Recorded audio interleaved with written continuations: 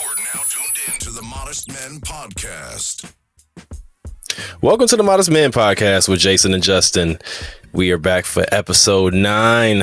What's up, my brother? Happy belated birthday. Thank you. Yeah.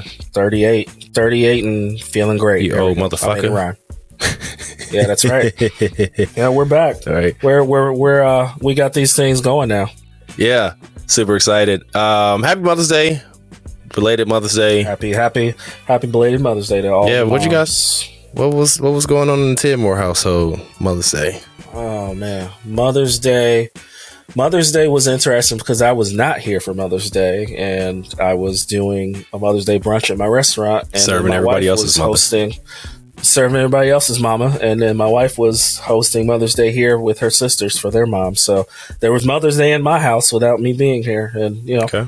I just went and saw my mom because of how busy I was yesterday. So while I wasn't present at Mother's Day, I was serving and making a lot of people happy on Mother's Day. Mm-hmm. This goes out to all the mamas. Yeah, man. What's new in the wonderful world of California? Yeah.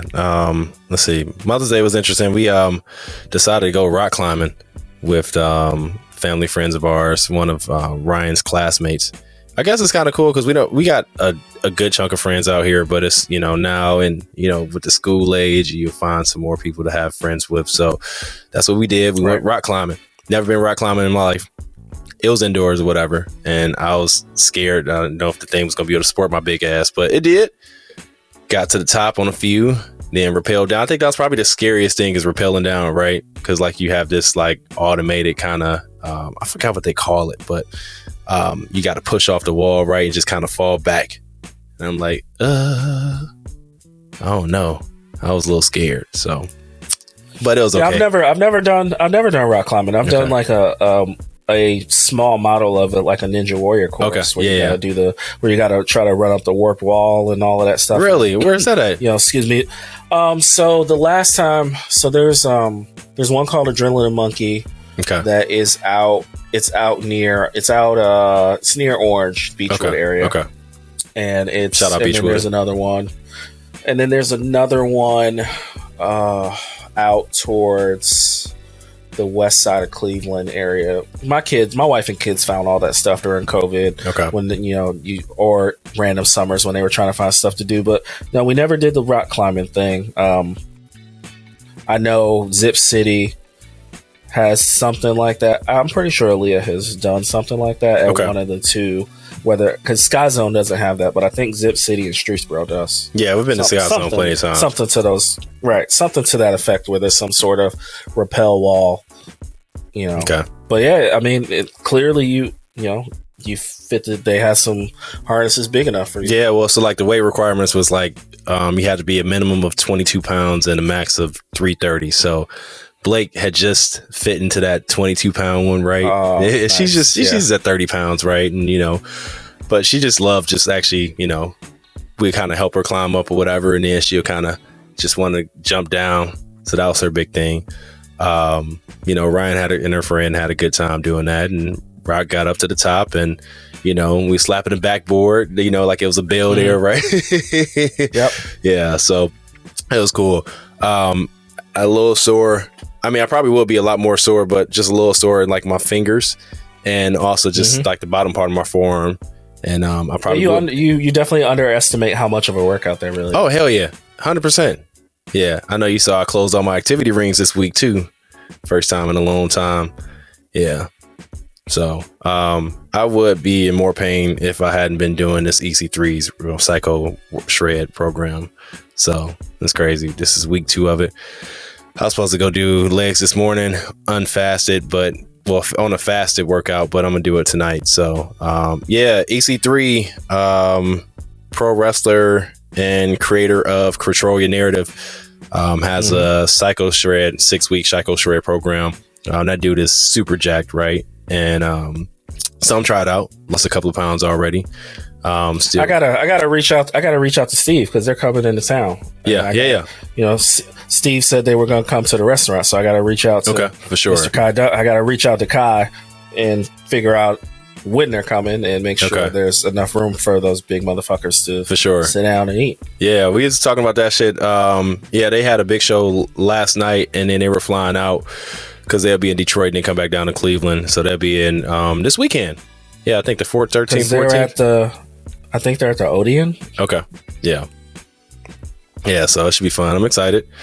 Yeah, man, go check out the show. Get a chance to. Got on my Ramble on tee. This is from our fine folks at Action Park Media, Doug Ellen and Kevin Connolly and Dylan. Action Park Media. Right. They have a merchandising company now called Angry Lunch. And so they came out with, this is one of their shows that may be a show, might not be a show. Ramble On with Chuck Sheen and a whole bunch of people from Entourage. It's not an Entourage reboot, but it's kind of along the same vein. And so everyone's playing themselves, and it should be pretty fun if they actually drop an episode. So they've, I think me, you and Rob talked about that a couple of weeks ago. And so yeah, I got one of those limited edition t-shirts. So you got your X-Men t-shirt on. That looks like that exclusive Browns hat from the draft, huh? That's right. Nice. Draft day. Awesome. Draft day. Johnny Manziel. Vontae Mack. No matter what. Right? RP Chadwick. Let's get into it, man. So it's been a whole bunch of shit going on since we last been on. So let's talk about Dave Chappelle and the Hollywood Bowl incident. in case you missed it, Dave Chappelle was performing at Hollywood Bowl, and as just as soon as he was finishing his set, he was exiting stage left, and he was charged on stage by this guy named Isaiah Lee, who was brandishing a gun knife. It was fake, but it was a replica and it looked like one. And Lee took the worst of it, and then he still got charged with 4 counts of assault. So, I mean, it was definitely an incident because there was an attempt. I mean, maybe he grew up a wrestling fan, but he definitely attempted to spear my dude. Yeah, right. Did you see that? It was a weak attempt at a spear. Yeah. You know, he was able to knock Dave down, but it was not. He caught an armbar right after that. Yeah, he caught an armbar right after that. I mean, the attempt to execute was failed on the target, and then he took an L. Apparently, he got whisked away to the back and got stomped on. Yeah. Right. Did you see he was looking like Martin off of the one episode when he fought Tommy the Hitman Hearns, right, and got all lumped up, right? He looked just like that dude, man. So a little bit about Isaiah Lee. He was a MAGA rapper. That's what he called himself. And so I heard all about this. Yeah. I couldn't believe he got Dunkey today as well too. So like I heard it. I didn't know about that part. Like even my chef brought it up, and he was like, I heard his raps. I was like, his raps? I was like, what are you talking about? He's like, oh yeah, he got I'm like, he's a rapper. I'm like, no, he's not. He's like, yeah, he is. And he started quoting him. I'm like, oh shit. Bad. Oh wow. Okay. This is all bad. Like, I didn't look that much into it, but clearly, as you can scroll the internet and figure stuff out about people just through people searches, I could not. I thought he was joking.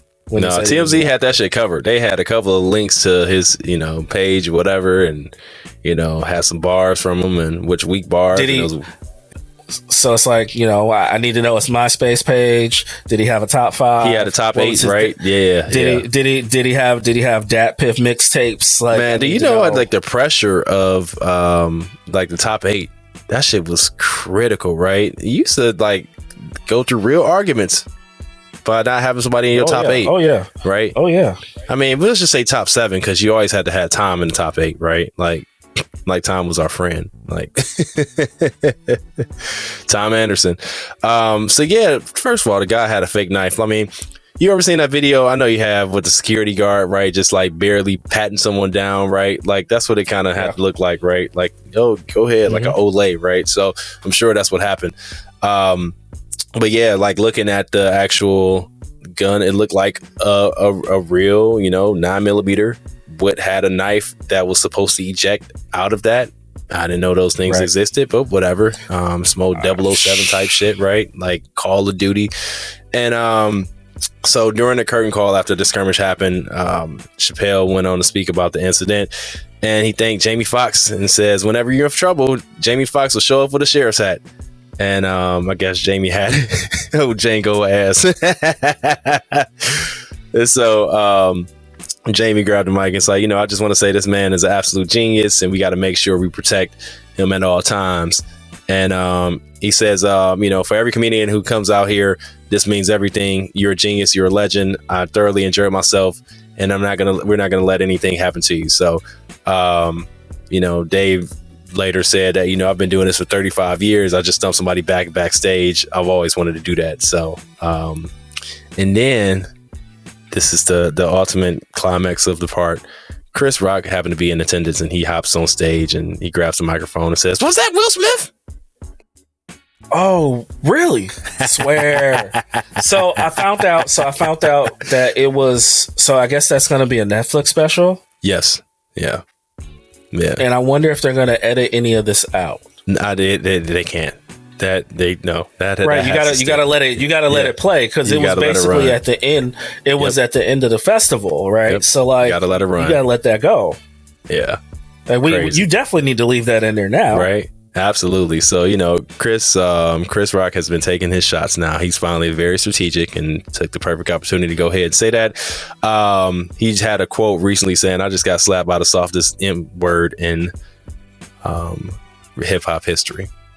And so that was one that he just said just recently.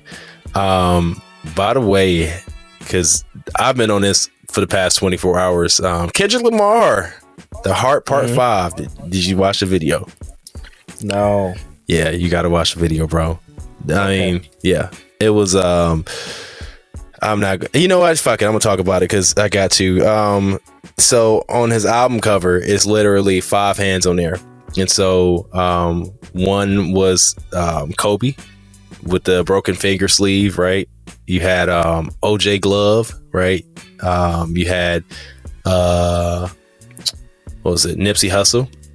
You had Kanye, you had Jussie Smollett, and you also had Will Smith. And so Kendrick and these good old deep fakes, right? Like that's taking the internet by storm. You can't believe shit on the internet anymore. He looked like all them dudes, man. It was the craziest thing. But that was the hand that slapped Will Smith. I mean, that slapped Chris Rock was on that cover. So yeah, shit's comedy. Watch that. Kendrick has a new album coming out on the 13th of this month. Mr. Morale. Possible double album. Yep. Mr. Morale and the Big Steppers. So I imagine it's probably, I mean, shit, man. I would not be mad with a double album. People have a lot of things to say about double albums, but the people need a double album. We do. We haven't had new Kendrick material in 5 years, personally, which I can't believe it's been 5 years. It's 5 years and some change. Ryan's Time 5, passes, and I remember when Damn came out. So we're well overdue. One of the greatest rappers of all time. Yeah, I'm excited. So yeah, that was that, man. And that then we also had NFL draft. That was in Vegas, which we happened to be in Vegas the week before, like the weekend leading up to it, right? Which was awesome. And I was curious what they were going to do, because I had heard, the original plan for Vegas was like to have the draftees go across the freaking Caesar's Palace fountain area in a boat or something. Right. Like the stage was supposed to be over the Bellagio, right? Yeah, and then you have the fucking, and they was like, it sounded so ridiculous about the original plan. Yeah. Like just stick to what They built a pavilion like they did for Cleveland. Like it didn't. You can't. Plus it's outside. There was rumors that it was windy or something that day, and there was a possibility it was going to have to go inside. But I guess they. Windy in Vegas. It was 93 degrees when we left out on Monday, right? And so, and I think it was 90 plus that week. Going through it. So it was finally creeping back into that awesome Vegas weather. So it was in between like MGM, which, by the way, the Mirage is actually going to be the new Hard Rock Casino. Really? I bet you didn't know that. Yeah. So Hard Rock initially sold and closed their place up a couple of years ago, and that became the Virgin America Hotel. And then they brokered a deal with MGM, and they sold the Mirage to the Hard Rock Casino. So there's going to be a guitar there very soon. And there's also a Fountain Blue that's going to be there very soon. So you might see a Club Live Part 2 or Club Live on the West Coast, right? Because that's their boy in Miami, which is a great restaurant, great hotel. They got I swear they could just keep building shit up there, man. It was wild. So yeah, back to the draft weekend though, man. It was Georgia had 15 players go in the first 6 rounds, which is a record. And some little surprises, right? So Trayvon Walker was number 1 to Jags. This is minus Urban Meyer, unfortunately, So and then you had Aiden Hutchinson to stay home with the Lions. Stingley went 3rd, and then that was a little bit of a surprise because the Texans need everything. Like I think that was across the board. It said everything that's what they need. So and then you had a big draft needs, like their draft needs on ESPN. It was everything, right? Which was wild. So, Giants came up with Kayvon Thibodeau from Oregon, and then they had Evan Neal go at 7, which is the big O tackle. And then you had the back Ohio State Zone 6 products with and before that, Atlanta reaching for USC wide receiver Drake London, which I was a surprise as well too. And there was a lot of rumors happening before because the Jets had a couple of people. They had a couple of picks. They picked Sauce at 4, and then they picked Garrett Wilson at number 10. And so they were offering the 10th pick and a pick swap with the Niners, 38 for their 64th pick for Debo. And there was initially some other rumors that came out, like, if they would have traded, say, was it the 10th and I think the 38th, and it was that sounds right. Yeah, 10th, 38th, and dude from Ole Miss, the receiver, 2nd year. What is his name?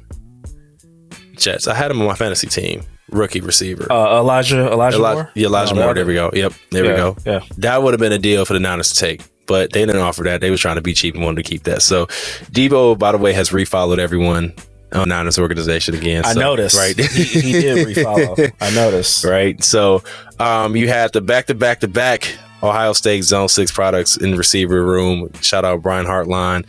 You had Garrett Wilson go at 10 to the Jets. To the Jets. You had Chris Olave go 11 to the Saints, and then you had Jameson Williams go 12 to the Lions. So, and then it got a little crazy. The Eagles traded and got AJ Brown. Yeah. I don't know. I mean, after it helps. It helps them. It's still a prove year for the quarterback because they can easily say, well, we got you this and this, and you still couldn't succeed or get us to. Right. I think if they don't get into the playoffs or win the division, they're definitely going to pick another quarterback, right? But at the same time, they aren't mortgaging everything on them right now, right? And they're still in a good position next year. What is this, Jalen Hurts' 3rd year? Yes. Yeah. Yeah. I mean, so yeah. I mean, it's show me time. So right.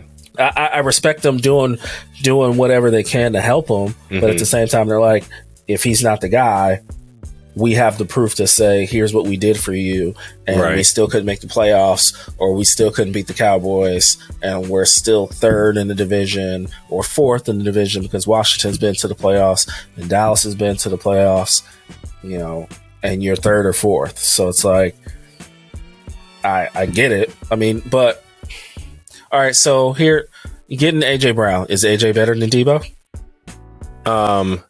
No. I'm going to say no. Right. No. Right. That's a no. But I mean, but it's something. But it's an upgrade for AJ Brown, especially getting, say, Jalen Hurts than, say, Tannehill for sure.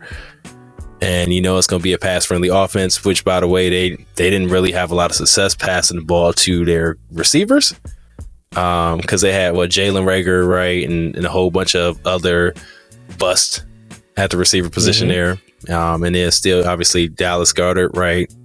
Zach Ertz was there for majority of his career till late last season. I think the first person that comes to mind is like what is his name? A receiver. It was the draft where a few people went before Seattle picked DK. Was it Artega Whiteside? Yeah, Artega Whiteside. Yeah. I mean, there was a bunch of bunch of trash. Nasty. I mean, so I don't know. I mean, but you got Devonta Smith on the other side. The best hands in the business, right? Like, I mean, yeah. Like, I mean, I don't know. I mean, but everybody's. I mean, the Browns went and got Amari Cooper. Like, everybody's trying to at least have one wide receiver. Right. There were six wide receivers taken in the first round. I think that was a record. Right. Like, everybody's either trying to draft one or make sure. Guess who didn't draft a receiver? In that first round, they had two picks in the first round. Who? Green Bay. Oh well, yeah. Right. They picked Christian Watson from North Dakota State in the second round, which is a great pick for him, right? But they went and grabbed inside linebacker from Georgia, Quay Walker, and then they grabbed Devontae Wyatt from Georgia with the 28th pick. So it was a little strange with that. Malik Willis dropped. He sat there too, which was crazy. He was invited to the draft. And he watched 85 picks go ahead of him. Well, I mean, all the quarterbacks technically dropped, but in the end, they all went where they're supposed to go. I mean, Pickett was the only one in the first round to the Steelers. I mean, I know that's hometown. Desmond Ridder went to the Falcons in the third round. Matt Corral from Ole Miss went to the Panthers. Right. Sam Howell went to the Commanders. Sorry, you have to say Commanders now. Commanders now, yeah, for sure. Washington football team. He will always be the Washington football team to me. There was a bunch of quarterbacks, but they all, a lot of the teams picked a quarterback when they felt it was necessary, and they, for once in their lives, didn't all reach to immediately get a quarterback because you need one. Because we've seen the Christian Hackenbergs and the Geno Smiths and the Christian Ponder, the Christian Ponders, all go top 20, within the top 20, because Brady the teams, Quinn, air quotations, need a quarterback. Oh yeah, that's the magic number 22 pick. Johnny Manziel, right? Like magic number 22. That's where we drafted Johnny Manziel 8 years ago today. Yeah, crazy. It was some reaches. I think that was. I was actually surprised that Kenny Pickett went to Pittsburgh. Granted, I know it's the Pittsburgh connection, right? But I mean, he's undersized. That was, he's very undersized. The number one reach is Cole Strange. Cole Strange, right? Yeah, 100%. Cole Strange. That was surprising. He was supposed to projected to go 6th round, right? Yeah, that was strange. Patriots on many people's boards, right? On many people's boards. Like, he wasn't even, an All-American, in the what's that? The FBS? No, the FCS. It was weird.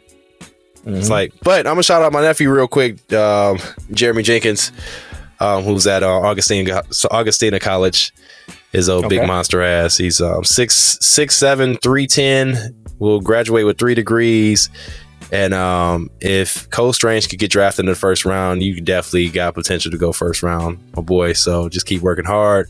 Anyway, I thought that Jahan Dotson was a reach for the Commanders to be at pick 16. Number 16. Yep, that was a big reach for me. Because I saw a lot of second round grades with him. Right. Yeah, for sure. And didn't they trade down and ended up picking a receiver? Like, I believe they were higher up and they traded down. And if it wasn't the Detroit pick, it was either the Detroit pick or the Philly pick at 12 or 13 where they traded out of and then picked the receiver anyway, when you could have just picked one of the better ones at that spot anyway. Right. Yep. That was from Indy through Philly and New Orleans. So that was the pick that happened with that. Yeah, Treylon Burks went to Titans, right? Which I guess that's to cover your ass for trading AJ Brown. Which, I mean, I don't know, man. I think it's a tough market for these receivers right now because, you know, $100 million is a lot of money to pay for over 4 years for a receiver, right? That's a lot of money. A lot of money. And, you know, I don't know. I guess you would just go ahead and make your chances on getting another receiver in the draft, which makes sense. But it's just a lot, man. So, because she'd have set the market, right? Yeah, that's a lot, man. Second round, I was waiting for the Browns to make their pick at 44, and then we traded down, and yeah, that was interesting. Oh, by the way, the Ravens look like the Ravens in their draft, right? Got Kyle Hamilton. Don't bring it up. Don't. Right. No. Yep. But although they traded Hollywood Brown, which the quarterback was not happy. Right. I was like, but the fact that they fleeced the first round pick out of that, like for Hollywood, right, which was crazy. I was like, what are you talking about? Like Hollywood Brown better than Hollywood Brown. Man, I'm telling you, yes, you do. Yes, you do. So that was very surprising to me. Yeah, Green Bay, like I said, traded up, got Christian Watson from North Dakota State. We traded down with the Texans, and they picked up John Mechie, which, you know, arguably some of the best hands in the draft. After that, George Pickens went to the Steelers. Yeah. Ojabo, which, you know, Mike McDonald is now the D coordinator back for the Ravens, you know, so he went and got his boy from Michigan, which, I mean, good for him. You know, that's a, you know, top 5 talent. He just happened to tear his Achilles. And so, you know, missing out on a lot of money. I think George Pickens going to, you know, Pittsburgh now that, you know, boy, Juju is now with Kansas City, right? And it was interesting. So you had then our pick, our corner, right? Martin Emerson. Yep. It's MJ. That's what you know, his nickname is. What he wants to be called. Yeah, it was interesting, man. I think my favorite pick obviously was picking David Bell from the receiver from Purdue, the Biletnikoff winner. You know, the funniest thing to me, and I think you'll see this, Devontae Adams didn't do really well in combine stats. But, you know, if you look at his stats and compared it to David Bell and his measurables as well, too, is very similar. So there's a difference between 40 time and game speed, man. And, you know, you throw the ball anywhere near around this dude and he catches it. So, which also seems that might be the end of Jarvis in Cleveland. Although I know we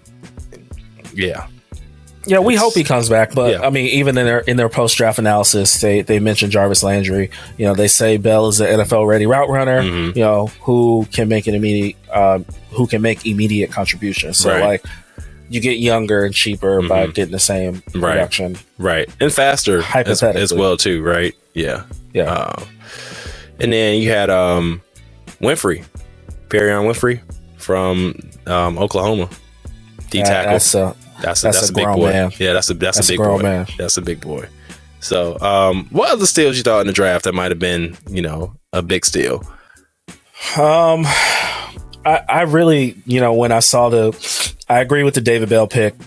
That was great for us. You know, I wasn't too worried, you know, with our general manager. He makes a lot of good decisions, or, you know, the draft room themselves make a lot of great decisions. Right. So with us trading back and acquiring more picks, I mean, in the totality, you think about it, we acquired Amari Cooper, right? For a 5th round pick, right? For a 5th round pick, right? And then your potential quarterback was used by your 1st round pick. And so in reality, we made ourselves better still by using those draft picks. For sure. By, you know, utilizing the draft. So, I mean, Emerson, I think, can be a really good replacement, which made Troy Hill expendable. You know, so you kept your depth going. And I think Troy, from reports where Troy was actually trying to get back home. So he's from LA, wanted to get back home. And so that actually, us drafting, you know, Martin Emerson at that spot made Troy Hill expendable, which is fine. So I'm glad we could do right by players as well too. So, and I love the Jerome Ford pick in the 5th round, the running back from Cincinnati. Yeah, for sure. That dude's tough. Who was who was Desmond Ritter's wingman, and that Cincinnati team was really good. And he's a hard runner. He's deceptively fast. He's going to fit great into our run scheme. I don't know what that means for Kareem Hunt and Dearness Johnson, but this guy is a great addition to the running back room. Yeah. I mean, what's my other little guy that's now most likely moving to receiver? He was last year's pick. What the hell? Dimitri Felton. What is his name?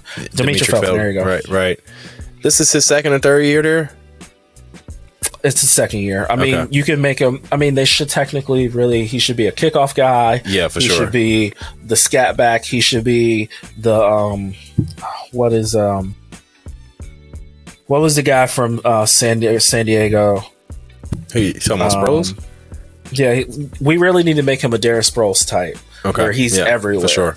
Yeah, that way he doesn't have to be just behind in the backfield and not just for swing routes. Yeah, I'll play him in the slot at times as well too.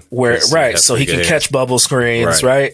So you can do multiple things with Dimitri Felton, and you can keep your stable of next man up. Using multiple running backs in a system, whether it's Dearness Johnson or not, or Ford or Hunt, or you can acquire more draft capital by trading Hunt or whatever the case, whatever they do. Yeah, the thing is too, we don't have to trade Kareem like anytime soon. Like exactly right.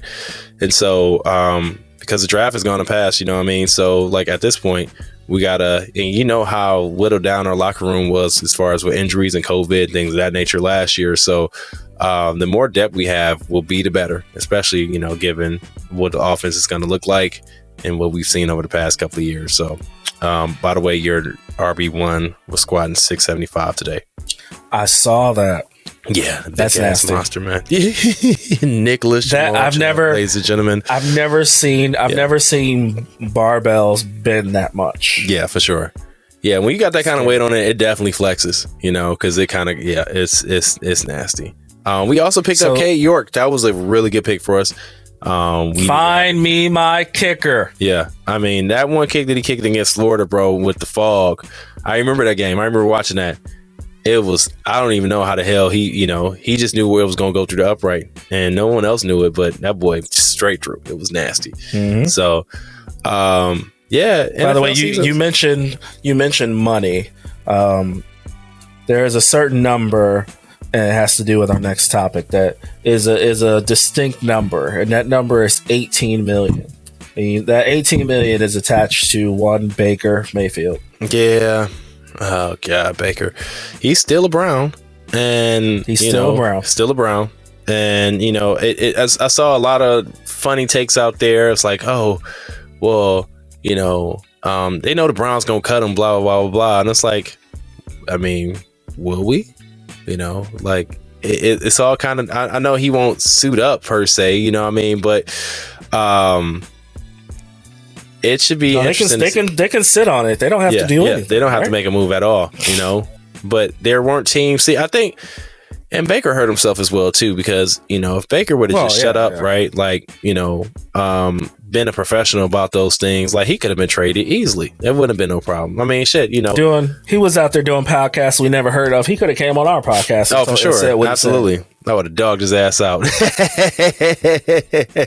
But yeah, all he did was keep his foot in his mouth and make things worse, and that hurt his value. He didn't help. So it sure did, because every team that could have picked him, as I just stated, picked the damn quarterback. Right. And I think the thing as well is that, like no one's willing to pay $18 million for a backup at this point, because that's not when Carolina already did. Right. Exactly. They with Sam Darnold. God, that was nasty, because they gave up 2 picks last year. Right. And they still got Darnold. And Pete Carroll already said he's like, I'm not looking to trade, for a quarterback. It doesn't make any sense. So you're telling me that Drew Lock is better than Baker Mayfield? But, maybe not. I think that Drew Lock doesn't talk, and, like you just need to be a leader in the locker room and so forth. And so, Baker, man, it's everyone's calling for you to, have a whole sheet cake of humble pie. That's what he said. A sheet cake. A sheet cake size of humble pie. That's what everyone's baking on you right now, man. You know. Hey, shout out to Giant Eagle. They make really good sheet cake. Sheet cake is underrated at birthday parties. Yeah. Nobody ever wants the sheet cake, but it's solid. Oh yeah, Costco got a great sheet cake. Yeah. Costco. I haven't had Costco sheet cake. Oh yeah, Costco sheet cake, bro. That boy, whoo, it's the bee's knees. Yeah. They also have random question. Random question. What you got? Ice cream cake, spoon or a fork? You know, it's interesting. I just had ice cream cake the other day. We went to one of Ryan's friends' birthday parties. I used a fork. So cheesecake, spoon or a fork? Oh, fork, 100%. Okay. Yeah, fork. So my family looks at me weird when I eat ice cream cake with a fork, and I'm like, but it's in the shape of cake. It's in the shape of cake, like, you know what I mean, like, and you put it on a plate or a saucer, like, so you. So they always try to hand me a spoon to eat my ice cream cake, but I'm like, it's in the form of cake and it's not in a bowl; it's on a plate. So give me a fork. For sure. No, leave me alone. But yeah, Baker needs a whole lot of sheet cake. Yeah, sheet cake size of humble pie, bro. Have you ever had the tuxedo cake, the chocolate tuxedo cake from, oh yeah, you know, I sent it to you for your birthday last year, right? You did. Yeah. Oh man. It was very rich. Very rich. Oh, that one. Oh man. That's how you wonder why I got close to 300 pounds, bro. Ooh-wee. Ooh-wee. Yeah, you can't have that shit in the house, man. It's like Oreos. You can't have Oreos in the house. Yeah. Horrible gummy bears, right? Try to eat the whole cake. Right. My mother-in-law brought home the Welch's fruit snacks and like the 90 count. I was like, you can't have this shit here. Mm-hmm. That's like, because I grabbed like 5 at a time. I was like, this is my weakness, man. Like, my kids are like Blake. She's like, fruit snacks. Her new nickname is Snacks because that's all she does is eat snacks. You know, just have breakfast. Want to talk about some damn chips. It's like, baby, you can't have chips right now. You can't have snacks. So chips. You always snacking, right? Always snacking. It's crazy. So, yeah, Baker, man, I'm over it. You know, we can designate him for inactive the entire 17 games of the season. We can, you know, say for him he can file a grievance as he wants to, but you know, I don't know if that's going, you know, given the transaction of, you know, what transpired in the Browns organization reaching out to him and him not answering his phone. I don't know if he's going to win that. So we'll see, man. You know, that whole sheet cake of humble pie, man. We're excited to bring on our next guest, Evan Curry. Coach E is a fitness guru and proud owner, along with his wife Sharon, of Perfect Time Fitness and Meals. Having been a certified personal trainer for over 12 years, Coach E specializes in one-on-one personal training, sport-specific training, and boxing. Evan's one of my favorite teammates from Bedford High School, and it's been awesome to see him dedicate himself back to our old alma mater, as he's the football, basketball, and track and field coach for over 4 years. Prior to Coach E's fitness and coaching career, he played college football at Ohio University and played professional arena football for 3 years. Evan also balled out in high school as a multi-sport letterman and a key member of Bedford's state runner-up basketball team in 2000. As if the man isn't busy enough, Evan also hosts a very successful podcast called Coach E Gameforallseasons, along with his co-hosts Coach Zen and BC, Mr. Taboo Timmons. Without further ado, my brother, Mr. Evan Curry. All right, Mr. Curry. So, little something that we save to our guests and something that we do at the top of our show is we ask, how's the weather? So, I mean, it could be literal about the weather, but also just, you know, like, how's everything going, man? So, how's the weather, brother? Hey, the weather actually is good in Cleveland for a change. We don't get days like this. So, track practice was great. The work day was great. So, the weather is absolutely great. And on top of that, I'm doing great too, my brother. Hey, that's awesome, my brother. I'm glad to have you over here, man. It's been a long damn time, man. Damn. A long time. Man. So, tell the listeners, man, about your journey. So, first, I want to open up with thanks for having me on here, fellas. I really appreciate it. Anytime. And I'm going to go ahead. I'm gonna go ahead and plug my show real quick if y'all don't mind. Oh, yeah, absolutely. Okay, so everybody that's listening out there, go ahead to Spotify, Apple Podcasts, TuneIn, iHeartRadio, Google Podcasts, Amazon Music, and download Coach E, Game for All Seasons. Once again, that is Coach E, Game for All Seasons. We are predominantly a sports show, but we go everywhere, man. So that's the meaning of the title, Game for All Seasons. I feel like I've been through so much in my life that I don't want to say I have a lot of answers to things, but I can help people get through the experiences of different things in life. So that's why I call it Game for All Seasons, because for every season, I can help you get through it, man. Not only the mental, but the physical. And that's why, hell, I'm a coach. You know what I mean? Absolutely. So we right on. We typically drop an episode every Wednesday. So go ahead, download every episode so we can get that credit. Don't just listen to it. You need to start downloading, people. Not just our show, but this show as well. Don't do that to us. Yes. This show as well. You're right. You're right. Don't. We need those ratings too, man. So y'all on YouTube too, man. So they need to go ahead and do that shit too. Yeah, that's what I was about to say too. I do have a Coach E YouTube page as well. That is capital COACH spacebar E. You will see my logo on there. It's a lot of Coach E's, but it's only one real one. So you'll see my logo with my hands spread out, my heart glowing. It's a black backdrop. Big black guy on the emblem. So go ahead, click on that and subscribe to my page. Oh, big ass, man. I've been this big man since like, man, I've known you for what shit, like since 8th grade. He was a ninth because you're a year ahead of me. And so yeah, that's where I met Ev, man. He was this big, man, since then. So right on. So man, your journey, man. That. So you right? I mean, because it's the truth, man. I was like, I had to grow. I could grow like a foot. Like what was that? Like 11th grade and senior year. You know what I mean? Like I wish it was, and it was after, like when I went to college. You know what I mean? Like I wish I grew that. Like senior year. That shit would have been awesome. Yeah. Crazy, man.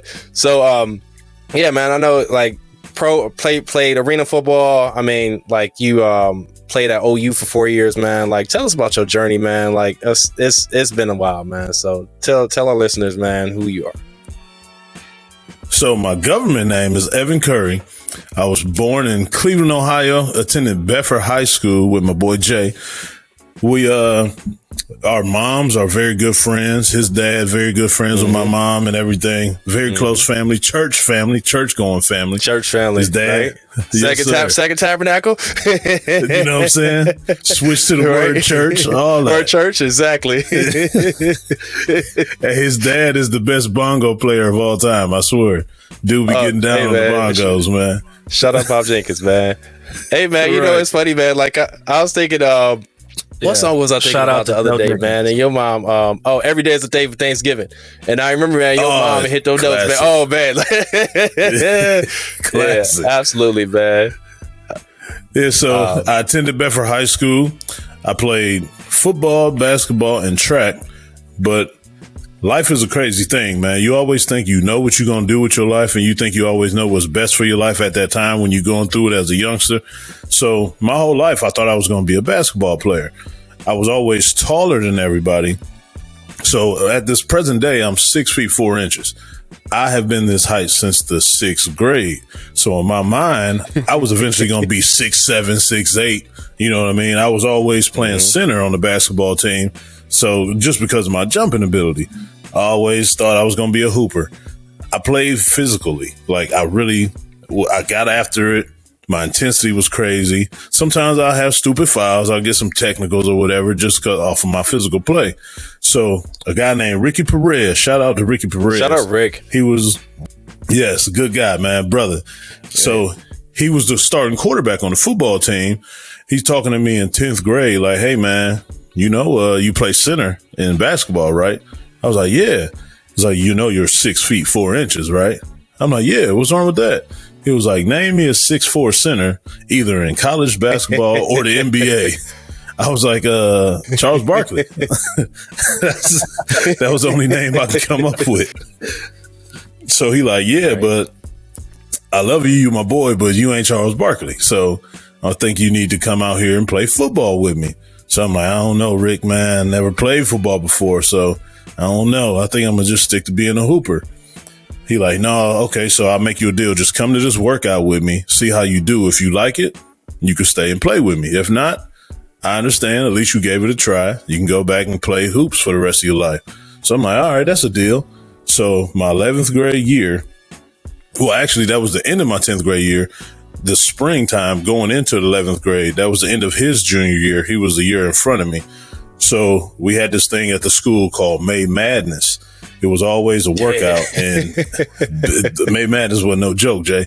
So Bedford always attracted Division I coaches, and we always had Division I athletes. So Lee Evans and Chris Chambers, two NFL former wide receivers, played on that team. So like I said, it was a whole bunch of coaches coming there. We had a great pipeline. Not only those two, but it was other guys before them. A couple of offensive linemen went to Louisville. A couple of running backs went to Louisville. A couple guys went to Ball State. High Division I programs. So this was the day I chose to go to May Madness. It was a whole bunch of coaches out there. We do the bag drills. We do the cone drills. We lift the little weights. They like, what's your name? I don't see your name on our recruiting sheet. I was like, well, my name's not going to be on there because I don't even play football. They act like they saw a ghost.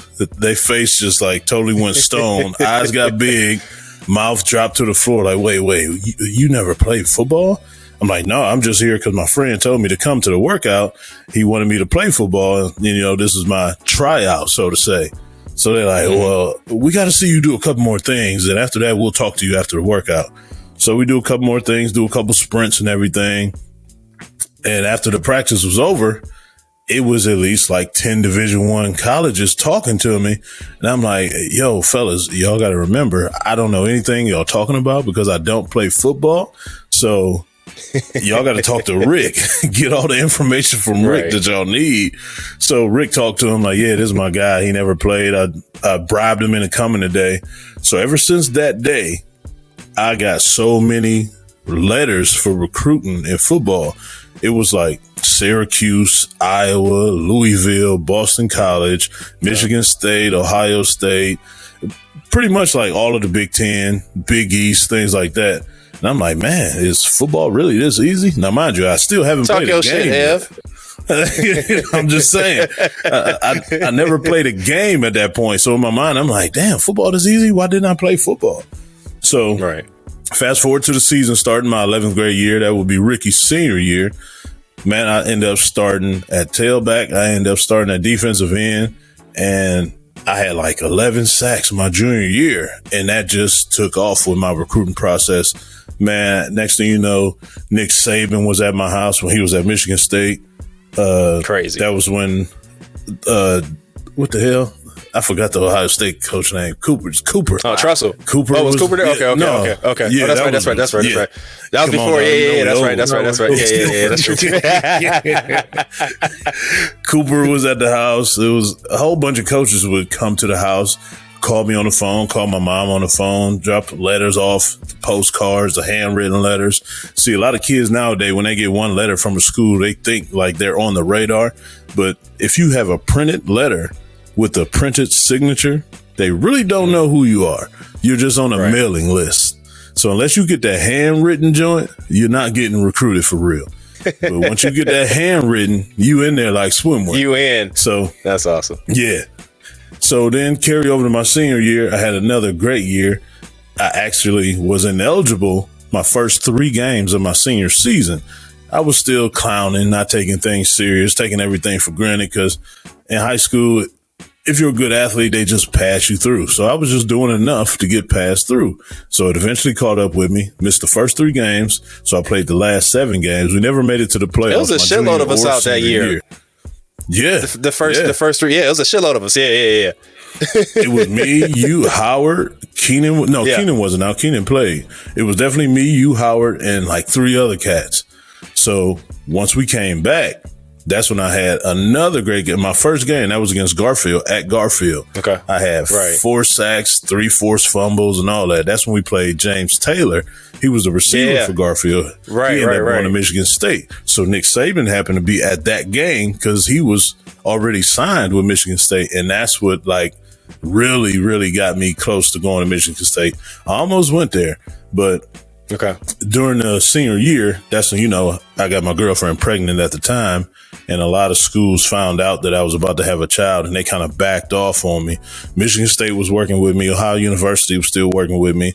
Toledo, pretty much all of the MAC and a couple of the Big Ten. Okay. But I ended up choosing Ohio University because it was the best situation for me, especially with being a new dad. They was willing to allow me to leave if I needed to, because my daughter had real bad asthma when she was born. Right. So she would be in and out of intensive care. So I would have to come back home, then go back. I would have to miss a couple practices, but everything was understood because, you know, that was the parameters of me signing there if they understood the situation that I had. So that's why I chose OU. Had great playing memories there. Played with a bunch of good guys. Still talk to them to this day. It's just a great time, man. I'm glad I chose football. But if you really think about it, in my opinion, I didn't choose football. Football chose me. So without me playing football, I don't think I would be doing the things I am right now today. Okay. That's awesome, man. Then you played arena, huh? Yeah. Then what's the story here about the Falcons, too? You gotta talk about that, man. So after my college junior year, in my head, I just knew I was going to the NFL. I just knew I was going to the league. I thought I was league bound. So I kind of like put my name in for the draft, if you want to say. I clarified myself eligible for the draft. Didn't get picked up. Didn't have an agent or anything. I just thought it was that easy. Okay. Nobody really broke down the process to me or nothing. So I just played it like how I thought it went on TV. So now I'm out of school because I left school. So I never finished. I never graduated from Ohio University. I got 4 years in with no degree to prove from it. So come home, link up with a guy named Mark Harris, works at Raw Talent Sports. He's the CEO of Raw Talent Sports. So I talked to him, asked him to train me. He starts training me. He has a lot of connections to the NFL, to the arena football, Canadian League, pretty much every league possible that was around back then. He had a plug to. So he trained me for a while. Next thing you know, my mom actually found this free agent combine that was going on. It was like regionals. You had to qualify at regionals in order to make it to Indianapolis to the big combine for where all the free agents, like cats that came out of the league and is trying to get back in. So I qualified at Ohio State. I ran a 4.5 40, bench press 225 32 times, had a 40-inch vertical. My shuttle was like a 4.42. So I immediately like qualified. So 2 weeks after that, that's when we all met in Indianapolis. So now I'm in Indianapolis at the free agent combine with cats like Alonzo Spellman, Peter Warwick, people trying to get back in the league. So it's like very, very high intensity, very competitive, best of the best athletes. So I'm holding my own or whatever. I do pretty good. I end up running like a 4.59 there. My time dropped a little bit, but at that time I was like 285. So I was kind of like a defensive end, outside linebacker type in the 3-4. So I end up getting looked at from the Raiders and the Falcons. So with Mark and his connections, I actually went down to Atlanta to have a private workout with them and almost made it to the practice team, but they went with a younger, healthy guy. I already had 2 surgeries on my shoulder, already dislocated my knee and all that good stuff. So they went with a younger, fresh guy. But then after all that fell through, that's when I got in contact with the arena football. So that's how I ended up in arena football, because I never got picked up as a free agent in the NFL. Okay. That's awesome, man. Hey, you know, small percentage, man, of people even get to that, man. Wow. Proud of you, bro. That shit is crazy. It's like basketball on turf, man. It's some of the fastest game like you could play ever. It's quick as hell. Who were you with? I was with the Quad City Steamwitters out in Iowa. That's actually the team that Kurt Warner used to play for. Okay. Right on, man. And then after that, I got released after my second year there. The coach ended up passing away. I was about to get re-signed with them, but he ended up dying in his sleep. So another coach came in and took over. So he brought like his own guys. Then that's when I went to Texas and played my last year in Texas with the Amarillo Dusters. Oh yeah, the Dusters. Yeah, that's crazy, man. Yeah. Wow. So, you've always been, one of a kind athletically, man. And so tell us about Perfect Time Fitness and how easy was it and natural for you to, really give out the master plan? So that actually chose me as well. It's been a life of crazy choices, man. So I always used to work out. You know how I used to work out, invite people to work out with me. So that's when we were living in Solon. We were working out in the back of Solon High School. This is grass field out there. They leave all the tires and everything out, so you can flip or whatever. So I'm out there. It's probably about 10 people. I invited 3, but they told some people and then they told other people. Next thing you know, I had like 10 to 12 people out there just working out with me. So my wife and her cousin, after that workout, was like, "Hey, do you realize what just happened?" I was like, "Yeah, that was a great workout. What do y'all think?" It was like, "Yeah, it was a great workout, but do you realize like you just had a group of people come work out just because you asked them to come work out with you?" I was like, "Yeah, what's wrong with that?" They was like, "Nothing's wrong with it, but you need to start charging these people because you really just led us through a workout. Like you literally just trained 10 to 12 people." I was like, "Yeah, I didn't even think about that. I was just worried about working out. So I never thought about that aspect of it." So literally that very next weekend, I started putting posts out on social media. That's when social media was like first getting going, like with Facebook back in the day when everybody. Yeah, right. The Wild Wild West of social media. Yeah. So that's when that started going. And man, that next weekend I had like 20 people. So I started off humble, like, all right, I'm going to just charge people $5 because if I say $10, people going to be like, "Oh man, you ain't charged us this last time. Why I got to give you $10 now?" You know how you blacks get. Yeah, absolutely. They said the best out of you can do is pay somebody full price, but you're always looking for a discount. So it's absolutely. Like I know what you told me you charged, but what would you charge me? Like, what's my price? Right, for sure. Shit, 24-hour fitness charging $25, but I think I can get this hookup for $5. You know what I'm saying? And that's exactly why I started with the $5 holla. Okay, all right, I got you. After that day, it was just like constant people. The next thing you know, like I said, they kept telling other people and the other people started telling other people. Now, all of a sudden, I got people coming through the week now. And I'm like, oh man, this is like really easy.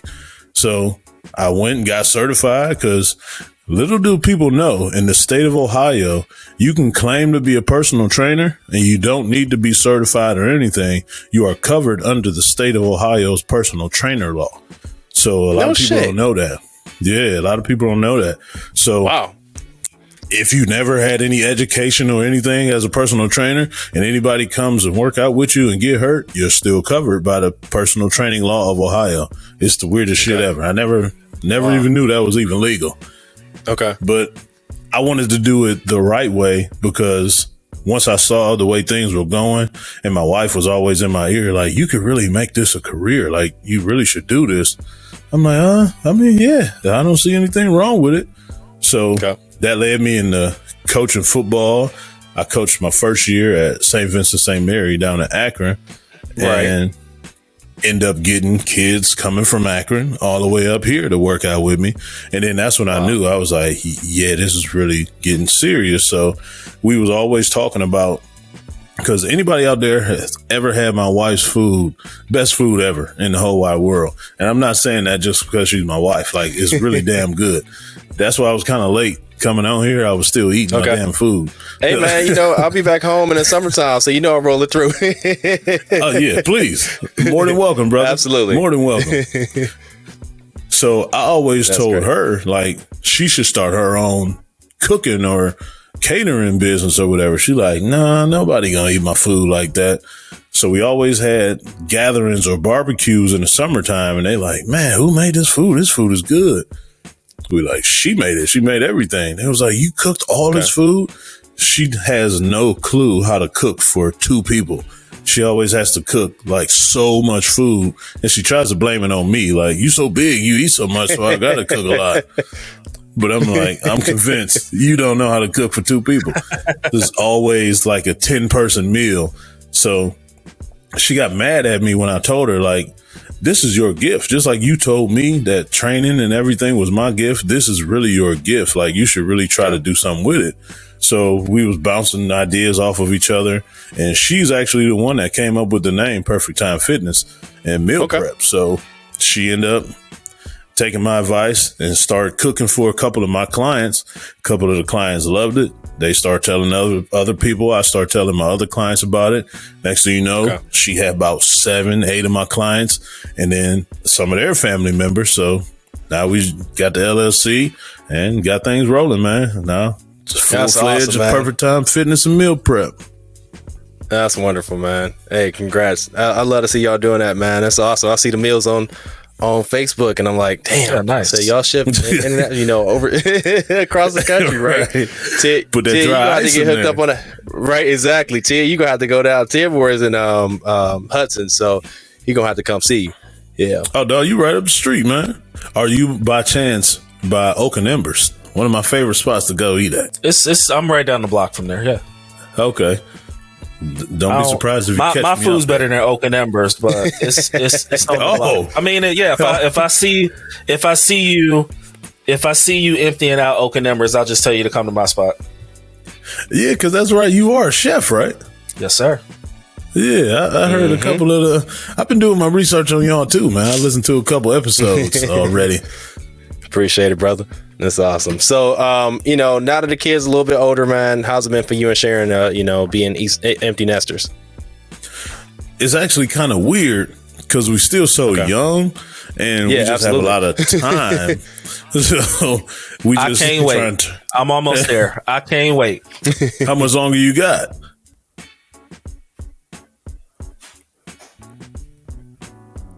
Oh, trust me, that's gonna fly by, dog. That's gonna go by so fast. Because I remember when both of mine was 12. Then next thing you know, they in college. So don't blink. That's crazy. You're gonna miss them a good year. These are some good years, though. I always people always ridicule me. I'm not a big fan of the baby stage. The baby stage to me is just kind of weird and slow, and I always get scared to hold newborn babies. I really never held my kids until they were like 1 year old because I thought I was going to break them. I never holding fresh babies. It's a scary thing for me, man. Yeah. So new babies of mine, man. Obviously Ryan is 5 and Blake is 2.5. And so, I got a little bit of a while for, the empty nester part. But, little babies of mine, man. I acknowledge little babies before I acknowledge people, honestly.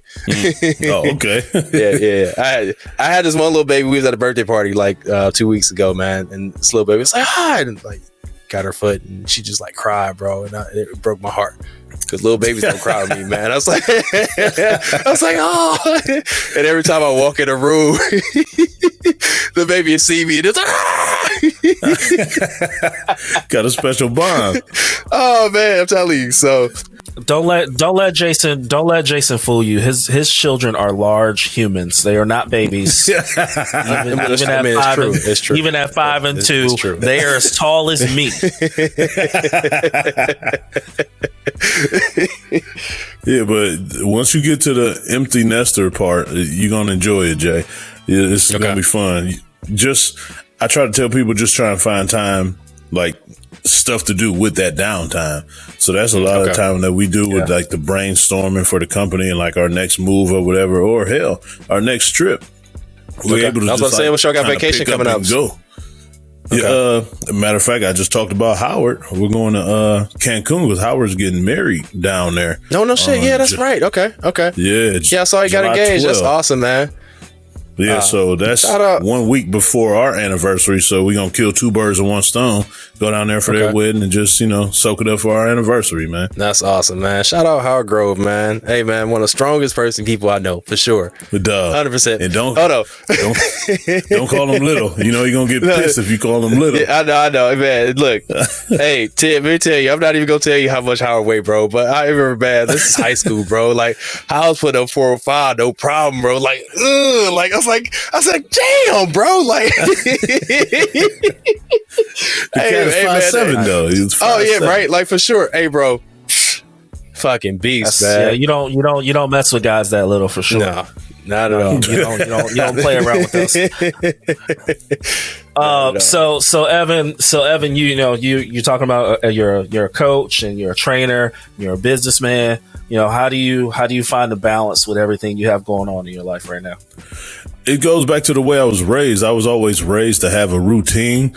So I'm so embedded in that. I've been so brainwashed with that ever since I was a little kid. My grandfather did that to me.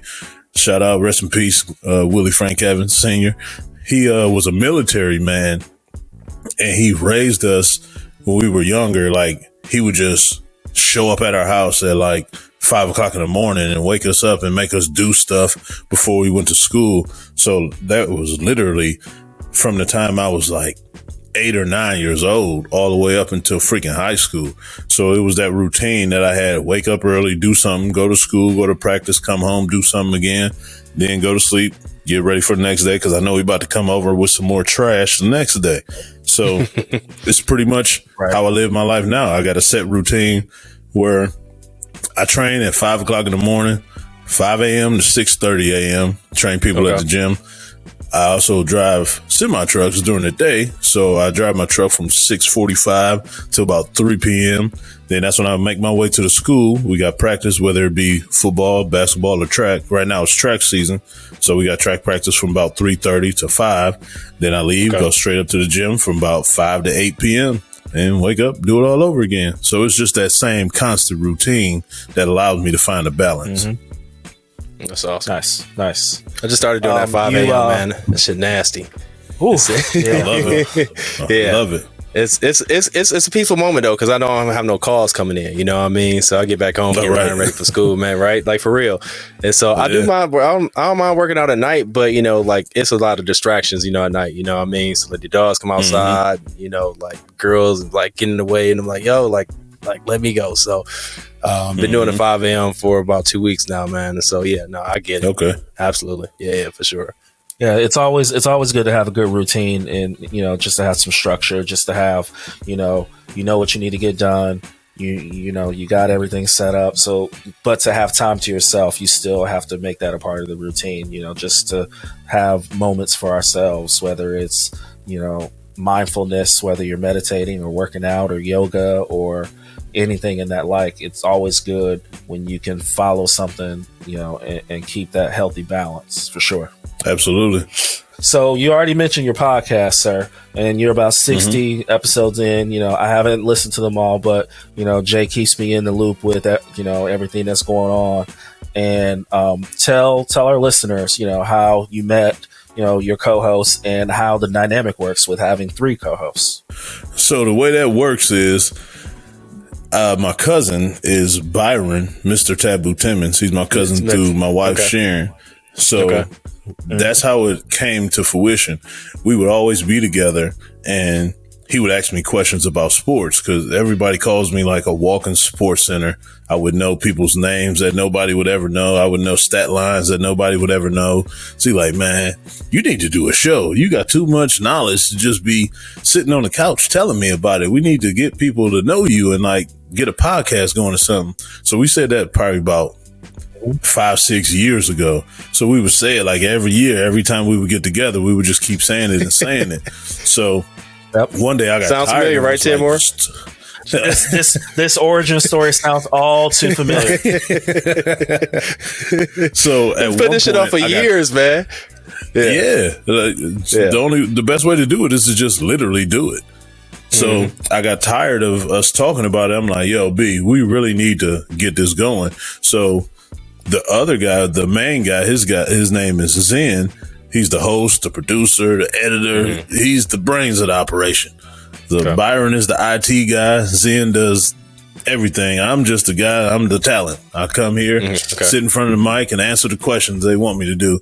I do the YouTube stuff. I post the things to YouTube, and I do the clips for the social media and stuff like that. So that's my part in it. But everything else, man, it's all them. I got a great team. I really would not be where I am podcast work without them. Like I said, Zen went to media school, so he knows all that stuff. He edits it great. The sound quality, the way it comes out, everybody's like, what studio do you guys record at? I'm like, my basement. we do it just like this. Like I was telling y'all before we started, we record on Riverside. Mm-hmm. We just started doing the visual part. I always had a dream of doing the visual part, so we implementing that. But it was Zen that puts everything together. So that's been Byron's longtime friend ever since they were like in grade school. So they've been knowing each other for years, and I've been knowing Byron for years. So once he introduced us, it felt like we all known each other for years. So, and we got great chemistry. I know what Zen is going to ask me. I know how he's going to say it. I already sometimes have my answers prepared just because our flow is great. And Byron is always the troll guy on the episode. He always has to give us comedy relief. And he says some wild stuff. I don't know if y'all listened to a couple episodes where he goes off on the deep end. Like he says some very wild stuff, but it's very, very entertaining. Like I said, you can tune in for some inspiration. I always do an inspirational word at the end of every episode. I try not to repeat the same word so people get tired of it, but the whole purpose of it was for me to get the brand out, for them to meet them, and just so I can inspire some people. I've been like on this head over heels kick to inspire people. I'm very heavy with Eric Thomas, the motivational speaker. If anybody out there knows Eric Thomas. Yeah. So I listen to him every day, literally every day. So when I'm in my truck, that's kind of like my place of peace. I listen to him, I get ideas, and I just think about stuff and I plan stuff out. And then that's when I bring it to their attention. Like, hey guys, what do you think about this for this episode? Or what do you think about this? How should we do this?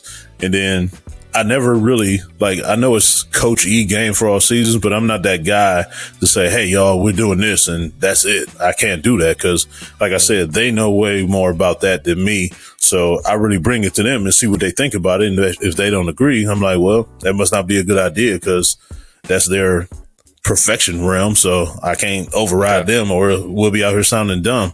So without those guys, the show wouldn't be what it is. Shout out to my team, Zen, Mr. Taboo. What up, y'all? Man, y'all got a good flow, man. I love it. Yeah, it's a good show, brother. I mean, Jason said the same thing. Like we talk, all about this stuff all the time. Me and him are both coaches' sons. We all three of us love sports.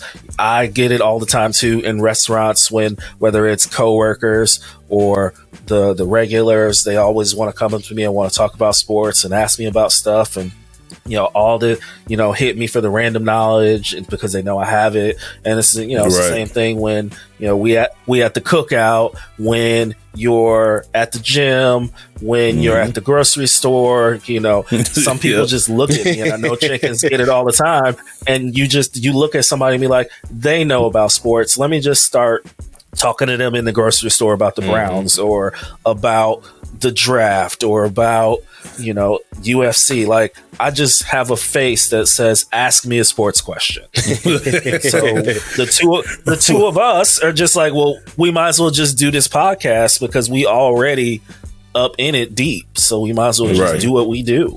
So it always starts with me. Everybody always sees me and my size and just automatically goes to who you play for. And then that's always the conversation starter. Okay. Then I go through, I don't tell the whole story that I just gave you guys. I, kind of sum it up and let them know, I do have a little bit of background in sports, but I'm a coach now. But they're like, no, dude, you got to be lying. Why do you still, it look like you can play right now today? I'm like, dude, in my mind, I can. But my knees and my shoulders, they 72 years old apiece. So I don't think they'll agree with me trying to get on somebody's field with somebody's equipment on at this stage in life. So I got to suck it up and love it from the television. Yeah. Yeah, it's wild. They think about anything nowadays. So Coach E, you've had a slew of guests on your show, ranging from your wife to your brother to your mom, NFL stars, national media. So other than those, who's a favorite guest of yours? And then a follow-up question, who is left on your list that you haven't interviewed, on your dream list? So the first part of that question, my mom. That was my favorite and my best guest, in my opinion. The episode she did here with me, she was here in town because she lives in Virginia right now. She got remarried and moved down to Virginia. So she was here for her dad, my grandfather's funeral. So that's when we did that episode. And it just ended up, it came out great because, Jay, you know my mother. She's never been shy to talk. She's always assertive and she always has these great stories and everybody loves her personality and everything. And it kind of shocked those two. It shocked Byron and Zen because I talk her up all the time, but until you with her and you like in her presence, she has literally like an aura about her. It just sucks you in and you just sit there and listen to her in awe. Like, man, this lady is very spiritual, very intense at the same time. Don't mess with her because she won't cuss you out with the words, but she can say words to you that make you feel like she cussed you out. So, but then again, they were surprised about how much she knew about sports. And they were surprised to hear the story about when I was in high school, coming from my senior year, going away to my first tour days. She literally used to play football with me in the basement. A lot of people trip on that. Like, what? You used to tackle your mom? Like, well, yeah, she told me to. And if I didn't, I was scared I was going to get a whooping. So yeah, I played tackle football with my mom in the basement. I'm not playing with her. I'll do what she say or it's going to be consequences. So I would have to say my mom would be my first, my favorite episode, followed by Freeze, DJ Freeze, a.k.a. Christian. He's running for district attorney down in Fulton County in Atlanta right now. He's a college buddy that I met. Yeah, so I met him at OU. He transferred from Central State down to OU and met him literally the first day he was on campus. We've been cool ever since. So it's crazy to see where he came from and where he is now is like night and day. So that'll probably have to be my second. And as far as the list of the people yet to come, can't really say right now. I got a couple things up my sleeve. I reached out to a lot more people, got a couple yeses and a couple not yets and a couple, hold on, let's match up a schedule later on down the road. But, and like I was telling Zane and Byron, I don't brag a lot, but I know a lot of people, like a lot of people. And they're like, okay, but eventually you're going to have to like run out of stories and run out of people to bring. I was like, no, I really don't think so because I literally know a lot of people. And so they've been surprised that I can keep guests coming and keep coming with stories and different motivational speeches at the end and everything like that. So I can't really divulge what I got up my sleeve. Oh, yeah, that's cool. We just got to tune in, right? Exactly. Just tune in. That's my boy Zen always say you can't give away what you can sell. Oh, for sure, right? Shout out to your mom, man. Please tell her I say hello, man. I said that'd be awesome. Yeah, absolutely, brother. So, you know, and tell her to listen to the podcast. Oh, I sure will. I'm gonna play this for her. Matter of fact. Oh, hell yeah, they're awesome, brother. So, as we do, you guys talk about a lot about Cleveland sports, man, which is refreshing because you know it's not a lot of good Cleveland takes out there, man. So, talk about the state of the Browns.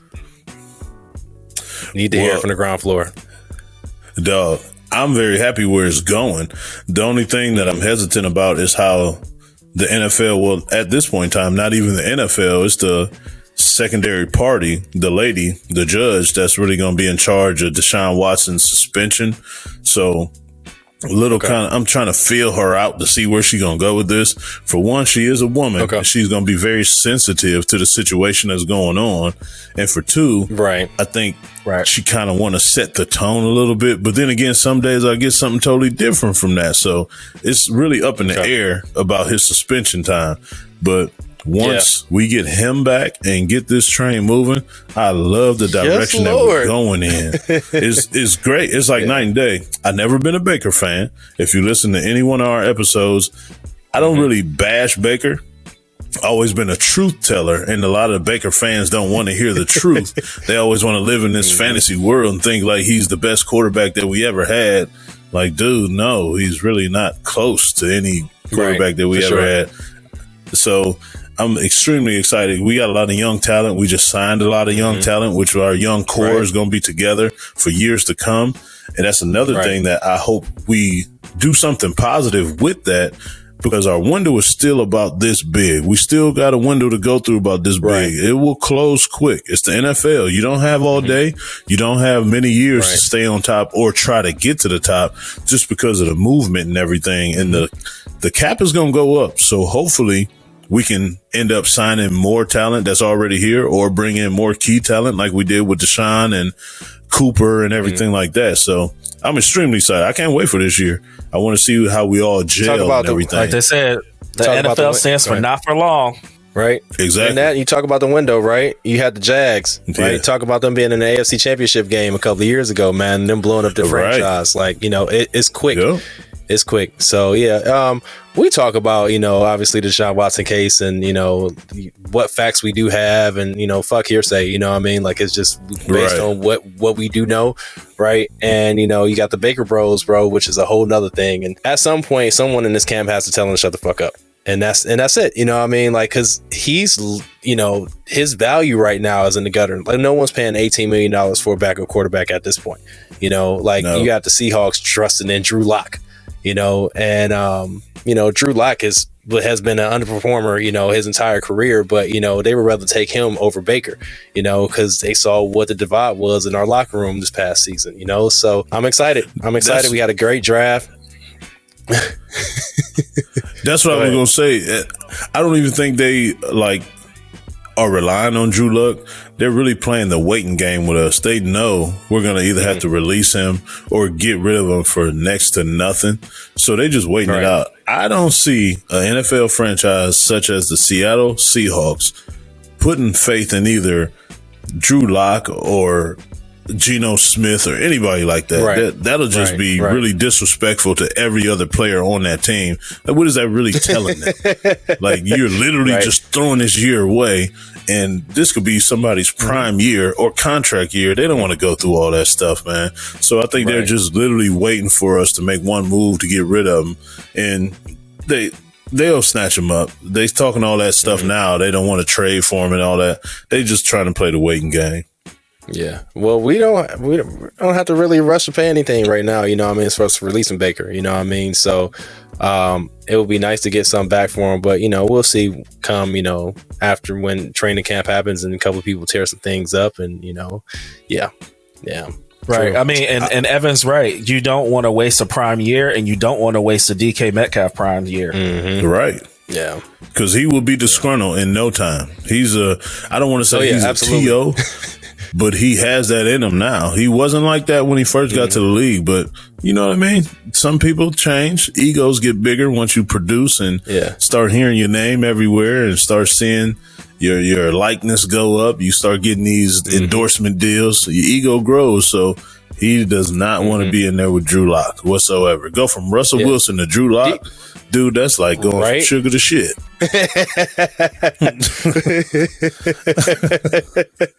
Hey, DK's a dog though. He got a dog in him, man. I'm you know, for sure. I would like to see him do something for real. So before he's out here. So speaking of Ohio, man, you know, I will rank us as the upper echelon of talent producing states, man. So it doesn't have to be in order, excluding yourself. You know, you've seen a lot of athletes come out of here, man. Give me your top 5 basketball, football. Wow, that's a good question. Put me on the spot, but it's okay. I'm ready for the spot. So you said basketball and football? Yeah, give it to me. So let's start in basketball. Of course, number 1, you got to go with, I call him Leroy, but LeBron. I call him Leroy just because he's a household name. He's from the city of Akron. And for everybody out there that don't know that Akron and Cleveland dynamic is not too good, okay? Akron guys and Cleveland guys really don't get along. So that's why he's Leroy. Never have. Yeah, never. And I don't think they ever will. So without his athletic ability, he would be just another guy. But at number 1, LeBron. At number 2, a lot of people are not going to know this name. Jay, you will, of course. Camille Wilson. That's the number 2 Camille Wilson, player. 100%. Hell yeah. People don't understand, for one, who this guy is.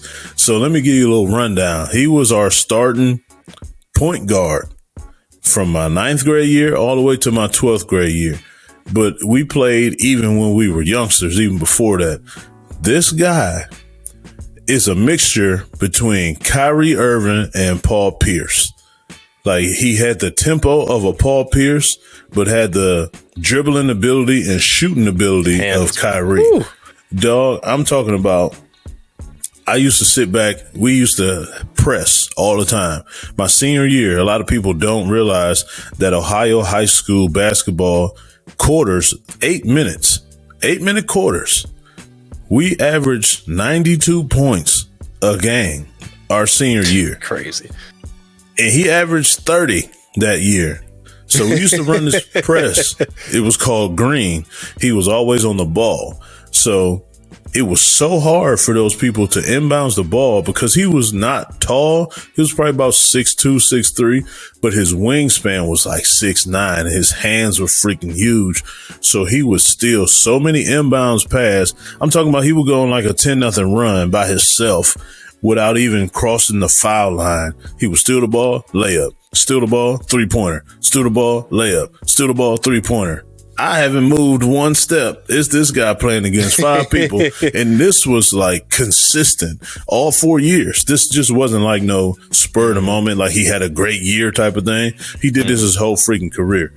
So Camille Wilson, definitely number 2. Hey, that 2000 team was special, bro. Whoo, Jesus Christ! Man. I give Ingram shit all the time about it. That's like, boy, you didn't play that fucking team, man. Hey, Maul was the best dude ever. Yeah, shout out Maul. He was the best charge taker of all time. I'm talking about whenever we needed a charge turnover, we would put Maul in the game. He'll come through with at least 2 or 3 of them on the regular. So shout out Maul. He played his part. He never asked to do more. He never whined about his role. He just went in there, manned up, and did it. So Maul was a huge piece on that team, man. I just keep giving him shit though. Yeah.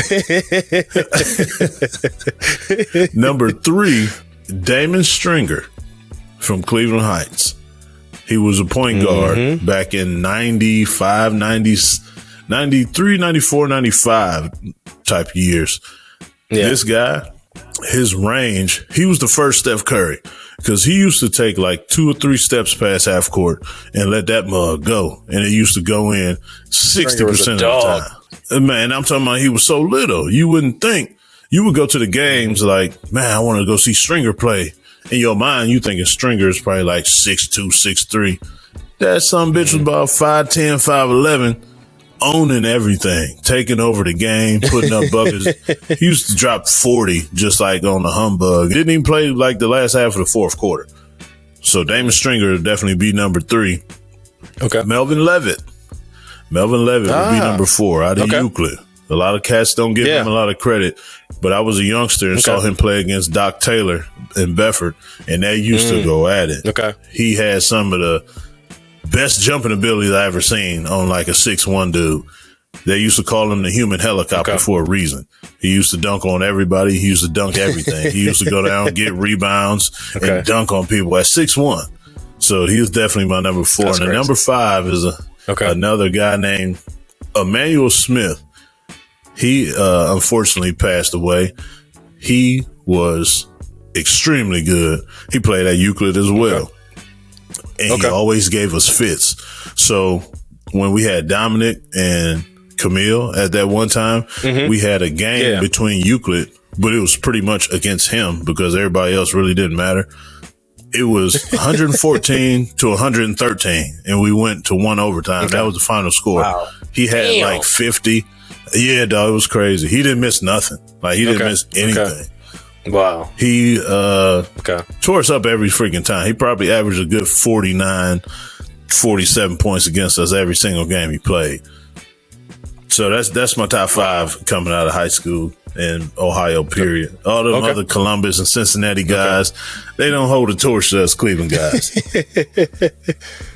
That's awesome. I'm gonna shout out my boy Sean Coffey, of course, you know, over at Shaw. Oh yeah, that was my dude too. Yeah. So yeah. Coffee had game. What you got for football, bro? Too. Oh hell yeah, right? Yeah. He was nice. Yeah. Who you got for football, man? Top products, bro. And it's crazy too, man, because I got to talk about it. Like, Chanel was across the street, bro. So, like, between that little block right there, bro, talent. Crazy talent. So talent, I always bring this up to people too. Like, down south and everything, the Texas, the Georgias and everything, they have county schools. So if you just imagine the talent that we would have had if we lived by that rule, the county schools, do you know how much talent would have not made the team? It would have been freaking crazy. That's true. And the teams we would have had, that's true. Dog, we could have freaking killed anybody with those county teams. It would have been unheard of. That's crazy. I didn't even think about that. Man, I always bring that up. It's crazy. You was about to say something, Justin? No, I mean, he's right though. Like, there's no way.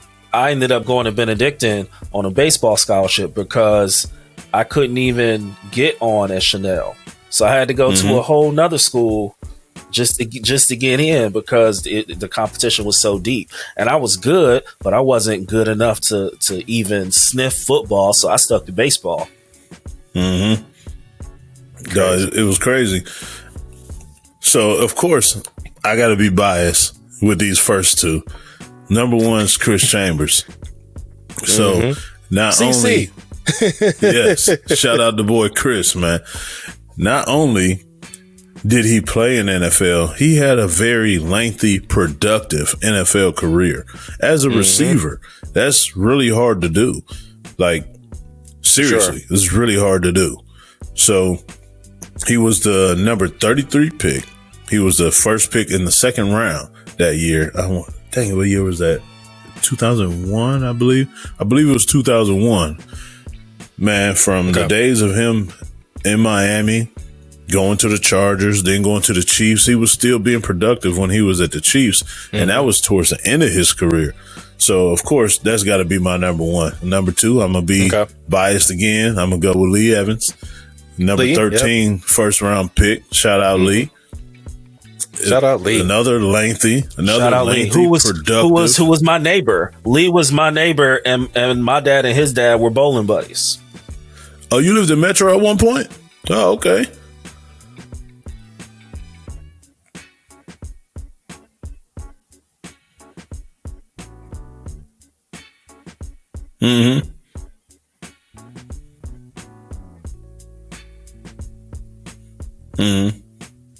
Oh, okay.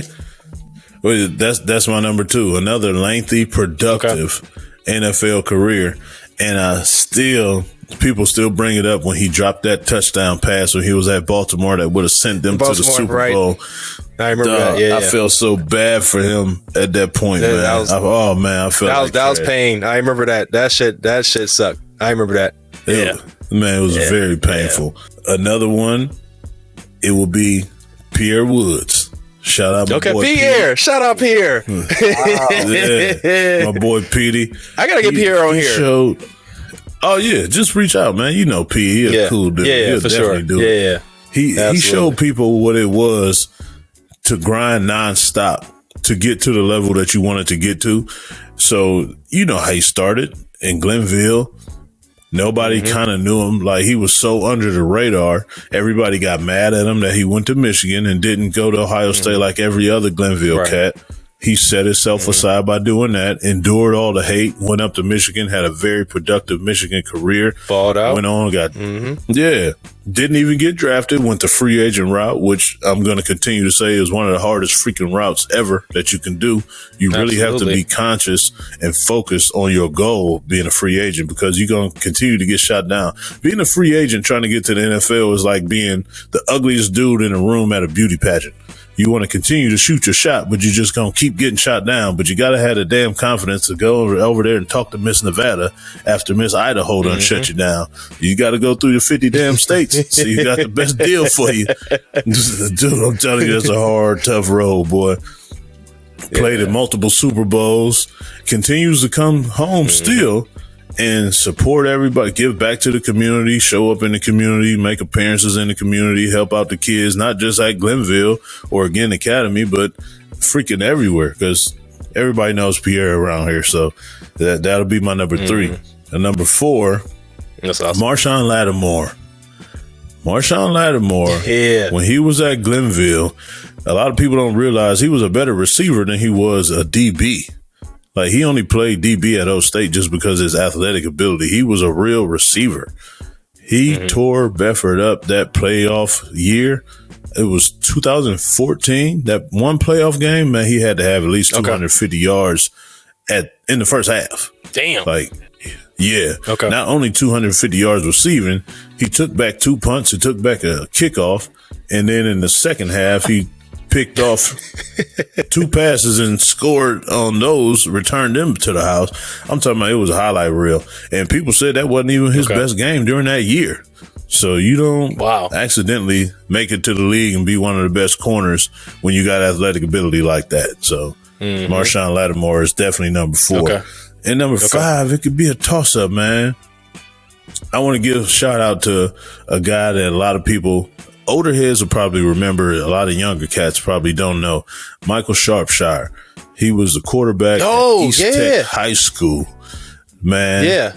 This guy was about 5'9", 5'10", was the quickest dude ever. He was the Michael Vick of high school football. Unfortunately, he made a couple bad decisions, got into some trouble, never went to college. But, man, if we just talking about high school football, he was the epitome of Cleveland high school football. He was one of the best athletes I ever seen. I was a young dude watching that. Okay. My neighbor, when I lived on 116th, Dave Allen. You remember Dave Allen, East Tech? Yeah, Dave was receiver. Was he a receiver, right? No, he was a running back. He played running back, quarterback. Oh, okay. Yeah, Dave was.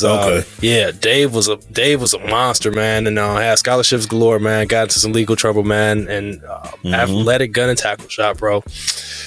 Yep, and crazy, man. Bedford has always had some talent come out of there, man. There was a shitload of talent in just like Senate schools, right? You know, and not a lot of talk about that, man. Yeah, absolutely. No. So, yeah, crazy. It's hard to get talked about.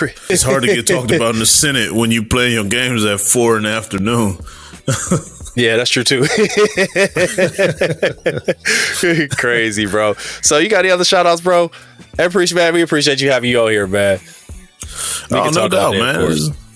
Yeah, you already know. Yeah. Shout out to my wife, man. Shout out to Sharon, my business partner, aka wife, aka best friend, aka the most annoying person in the world. No, I'm just playing. But I want to shout out to her. Yesterday was Mother's Day.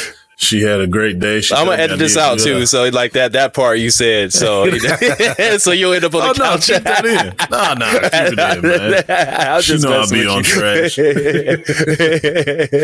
Yeah, we definitely don't edit these. The way we record them is the way they come out. Right. Absolutely. That's how the pros do it, dog.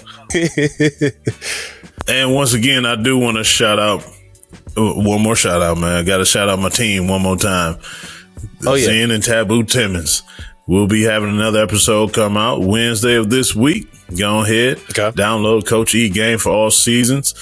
Spotify, Apple Music, Podcasts, Google Podcasts, Amazon Music, iHeartRadio, TuneIn, Stitcher. Everywhere you get your podcasts. And also go to my website, www.perfecttimefitness.com. You can sign up for some of Miss Sharon's cooking. You can sign up for some sessions. You can actually reach the podcast from there. We have a link on there to listen to the episodes of the podcast. Everything Coach E and everything Perfect Time Meal Prep, you can catch right there. www.perfecttimefitness.com. Right on, brother. Tell your brother Larry, man, I said what's up. Next time you talk to him, man. My well wishes and love to the family. You and the fam, man. Proud of you, bro.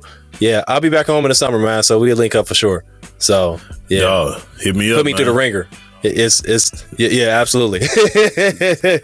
Not only am I gonna put you through the ringer, but we gonna have a tequila drinking night before. Then I'm put you through the ringer. You know what? I see. I gave up drinking beginning of the year, so I'll have my water. But I already know. Where's my sign up? I'll sign up for that. Yeah, he can live vicariously through me on that tequila joint. So whenever Jay come through, you can come through, Justin. We can get it jumping. He can enjoy his water, and we can enjoy our tequila and talk about him and say how dirty he is for drinking water in our face.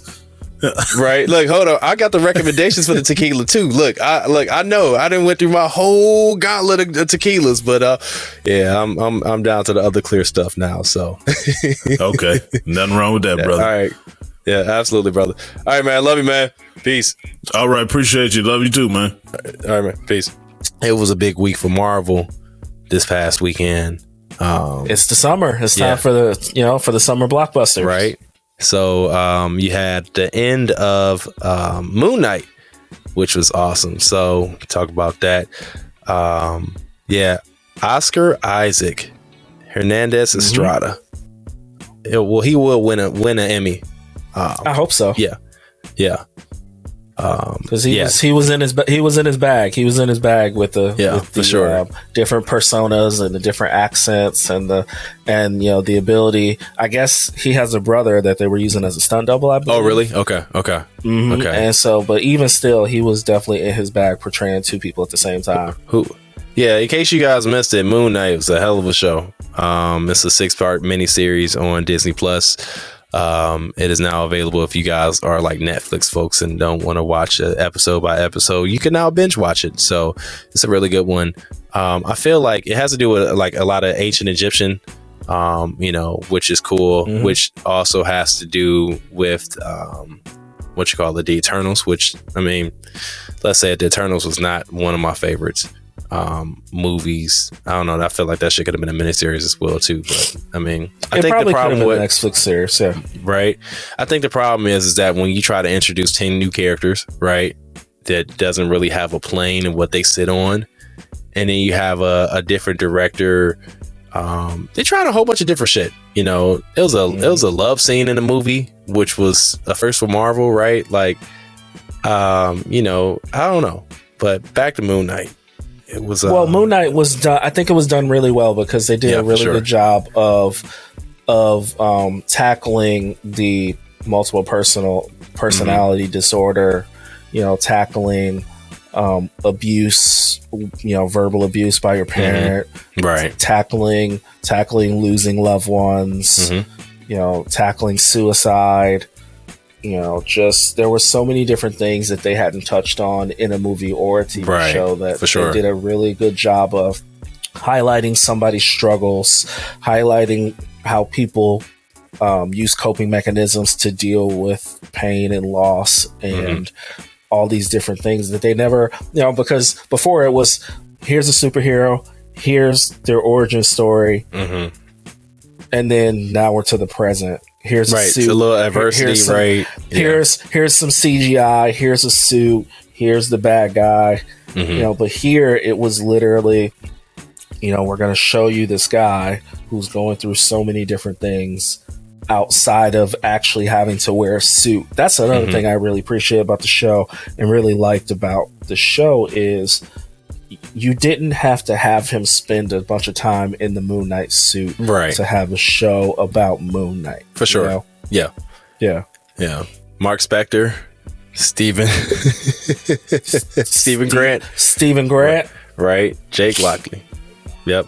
I think the funniest it actually was my favorite one of all the Netflix shows so far. Okay. Disney Plus shows. Disney Plus. Loki was my favorite for sure. Loki was fun. I enjoyed Loki a lot. I mean, maybe because I like Loki, you know what I mean? But that was my favorite show. But this one was great. You had Khonshu, right? And you had your boy White Fang, right? Ethan Hawke was the main antagonist, right? Crocs and broken glass. Right. That was crazy. It said did that remind you of when you was in the kitchen, you had your Crocs on, right? Like it's like you gonna put some glass in it like it's fucking blood sport or I will will not be doing that like a kickboxer. Absolutely not. Yeah. What was the hippo's name? Tonitet? What was the hippo's name? Towet, right? Yeah. So that was funny. Yeah, man, it was a classic show. I enjoyed it. It was a good mind fuck, as Marvel likes to do, so that was perfect for that time. And then you go from that and it ended on Wednesday, you go to Doctor Strange and the multiverse of madness. We saw it Thursday night at good old Cinemark with those 3 D-box seats. And so that boy, like I said, I got a little fucking. I mean, we saw it at Regal Cinemas. So those are the two. Those are the 2 big ones. Regal. Yeah, I miss Regal. I got an AMC, of course. I got movie tickets for AMC. If anybody is out there who goes to AMC, I can send it to you. Because there's no AMC movie theaters around me. So, yeah. Initial thoughts: Doctor Strange 2. Good movie, not a great movie. Okay. There were really good parts of the movie, and there were bad parts of the movie. I loved the fight scene where it was a musical battle with the music. That was awesome, of course. And he was throwing them like ninja stars. That was really cool. Yeah, right. I love Zombie Strange with demons as his cape as he was flying. Right. That was really cool. I love the Sorcerer Supreme. The homie Wong. Yeah, for sure. He's out here doing the damn thing. Just trying to earn respect, and he struggled a bit. He overcame some stuff. He had a rough go. It was not. He was dealing with a lot. I did not like. Now they did intertwine. The TV shows, which was the first time they did that, to my knowledge, where they directly intertwined what happens on Disney Plus into a movie.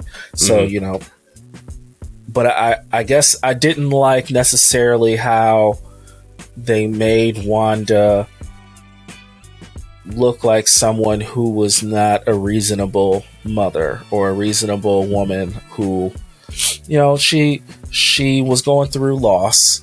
And I really, what they should have did was had some sort of point where a version of Vision should have approached her in one of those other universes, like whether it was a human version of Vision or Vishan, or Vishan, whomever, right? But no, it was just weird how it had to be our universe's Wanda who was trying to change everything with the Darkhold and not a different version, and then you needed our Wanda to straighten out that Wanda. Like, it was weird that our Wanda went from a good guy to someone who was literally willing to kill people just so she can have her fictional kids be real. It was a weird turn. I think that Wanda. So first of all, I don't think anyone knew that Wanda was going to be the main antagonist, right? Like, had no idea. And I think that the part that what I loved about it is that, we had our own, 15, 20 minute segment of, Easter eggs based on the trailer, right? Like we were trying to be, do Eric Voss off of New Rock Stars, right? So we had that. And there wasn't a part that we either revealed or thought what it was going to be ended up being what it was going to, what actually happened. Yeah. And so, I think that if you think about Wanda, Wanda was always tormented by her thoughts, and, she was definitely vengeful.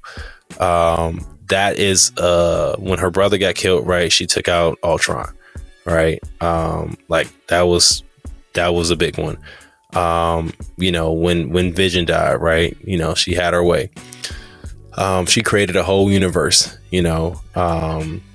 well, and she mentioned it, she watched, or she tried, she blew a hole in her significant other's head to get rid of the stone, and it didn't matter. So she went through the trauma of killing Vision, for sure, and realizing it didn't matter. So that was a whole nother trauma, that it didn't matter. The sacrifice she tried to make went in vain anyway. Right, for sure. And so, I thought that, it was a justifiable reason enough to be able to try to change everything. Because what was it, Westwood? Like that was the whole point of Westwood, was so she can have her family. She saw that vision, right? Yeah.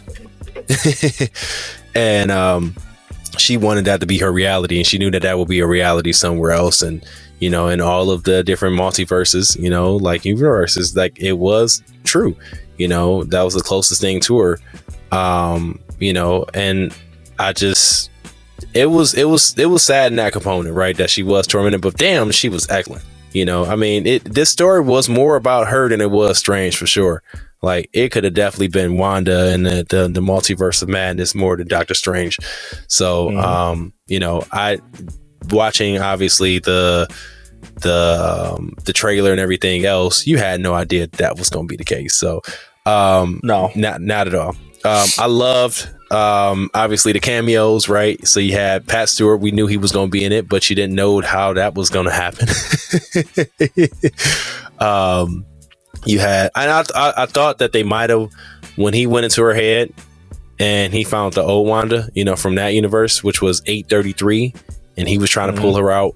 I thought that you might have seen an image of Magneto, because I thought that might have been a you know what I mean, like that they would have been able to tell that story. In fact, I thought Ian McKellen was supposed to be in a movie, but that wasn't confirmed to be the case. Did you see, obviously, you know, Professor X rolling on with the gold ship, and now you referencing your T-shirt, right? The gold wheelchair, like he was the cartoon, right? That was awesome. Yep. Black Bolt, right? They still haven't said mutant. Haven't said mutant yet. They did not say mutant. They did not say mutant. But Black Bolt is an Inhuman, and he was in there. They did not mention Inhumans, right? Raquel was upset that, you know, it was them dying was more like, look like the boys, right? But I think that if you didn't know, because no one knew that this was a Marvel's first attempt at a horror movie. And I mean, I think they did a hell of a job doing that, right? And they pushed the boundaries on PG-13. But, you know, now knowing that after you watch it, you're like, oh shit, like that was actually really good. Has some really funny elements to it, right? John Krasinski playing. I was gonna say, I always forget his name. Yeah, Reed Richards. Right? It's so basic, but right. John Krasinski. John Krasinski. I didn't see that comment. I had a feeling there would be. I had a feeling there'd be a Reed Richards, but I didn't think it'd be him. Yeah. So I'm curious. So that was how that's gonna go. And I don't want another Fantastic Four movie. We've already seen 3 of them. And, you know, I just don't. Well, you're getting one. You're getting one. I would love to see a series. A series would do great. I think a series would be fine. You could do that. But, you know, I don't know if you noticed or what he said. He talked about how, you know, I have a family at home, a wife and daughter, well, a wife and son, right? Or wife and child. Well, you know, King the Conqueror is Nathaniel Richards. That's his grandson, right? So they're trying to tie things together, and I think that's why you mentioned the multiverse, the actual, which is Earth 616, right? So now we declare that MCU is Earth 616, which there's a lot of people who have problems with that, and the Earth that they were on was 833. Mordo, I don't know what happened to him. He didn't die, so no, right? So they obviously that Mordo is going to have some things. But was that the original Mordo? No, I don't think so. Because, you know, if you remember at the end of Strange, the original one, right? Like because no one knows where he's at. Because he was going to be the main antagonist of, you know, of Doctor Strange too. Right. And no, that's a good question. What happened to 616 Mordo? The question is, do you call this Doctor Strange 2? I don't know. I don't think I would. I don't think you don't call it Doctor Strange 2. You don't call it Doctor Strange 2. I don't think it's a sequel at all. No. Like I said, because it should have been Wanda's movie. You know. So I think my issue with this whole scene is, if these are supposed to be some of the smartest people in this universe, okay. And they had a containment system for any other Doctor Strange that could show up, right? So they had it. So basically, I'm saying they had a contingency plan, right? So what you're telling me is they had a contingency plan for Doctor Strange, for any other multiverse of Strange that shows up, but the way you deal with other Wandas is to walk in front of her and say, "Don't do this." And and you're Reed Richards, and you're like, stop, Wanda, don't do this, and then she literally turns him into spaghetti. So like, there's no containment for Wanda because Wanda's the strongest, one of the strongest people in the universe. Like, I'm just saying, that's he's one of the smartest men in the universe.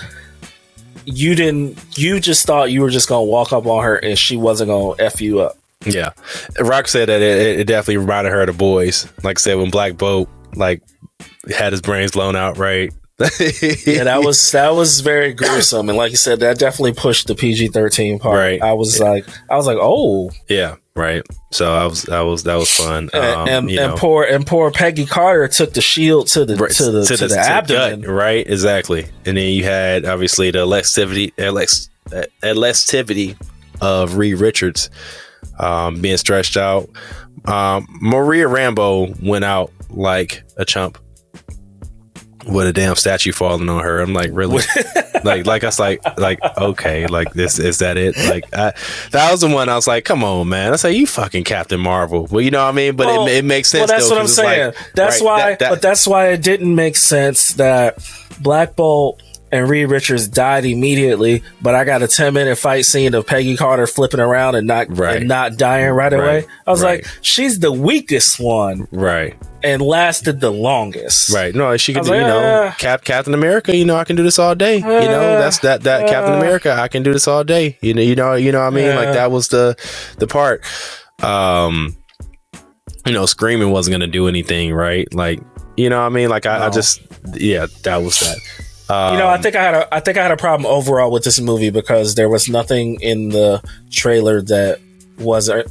Pretty much almost everything that was in the trailer was in the movie. Like there was no surprises, and I believe there was a small quote of Kevin Feige saying he was surprised by that as well. Like there were small things that were left out along the way as far as the actual, how many Stranges and how. You see in the trailer, you see Zombie Strange, but you don't understand. Like they leave out the daywalking thing. Mm-hmm. There are small elements they left out, but for the most part, there were no heavy surprises. Like you said, they gave us Patrick Stewart's voice.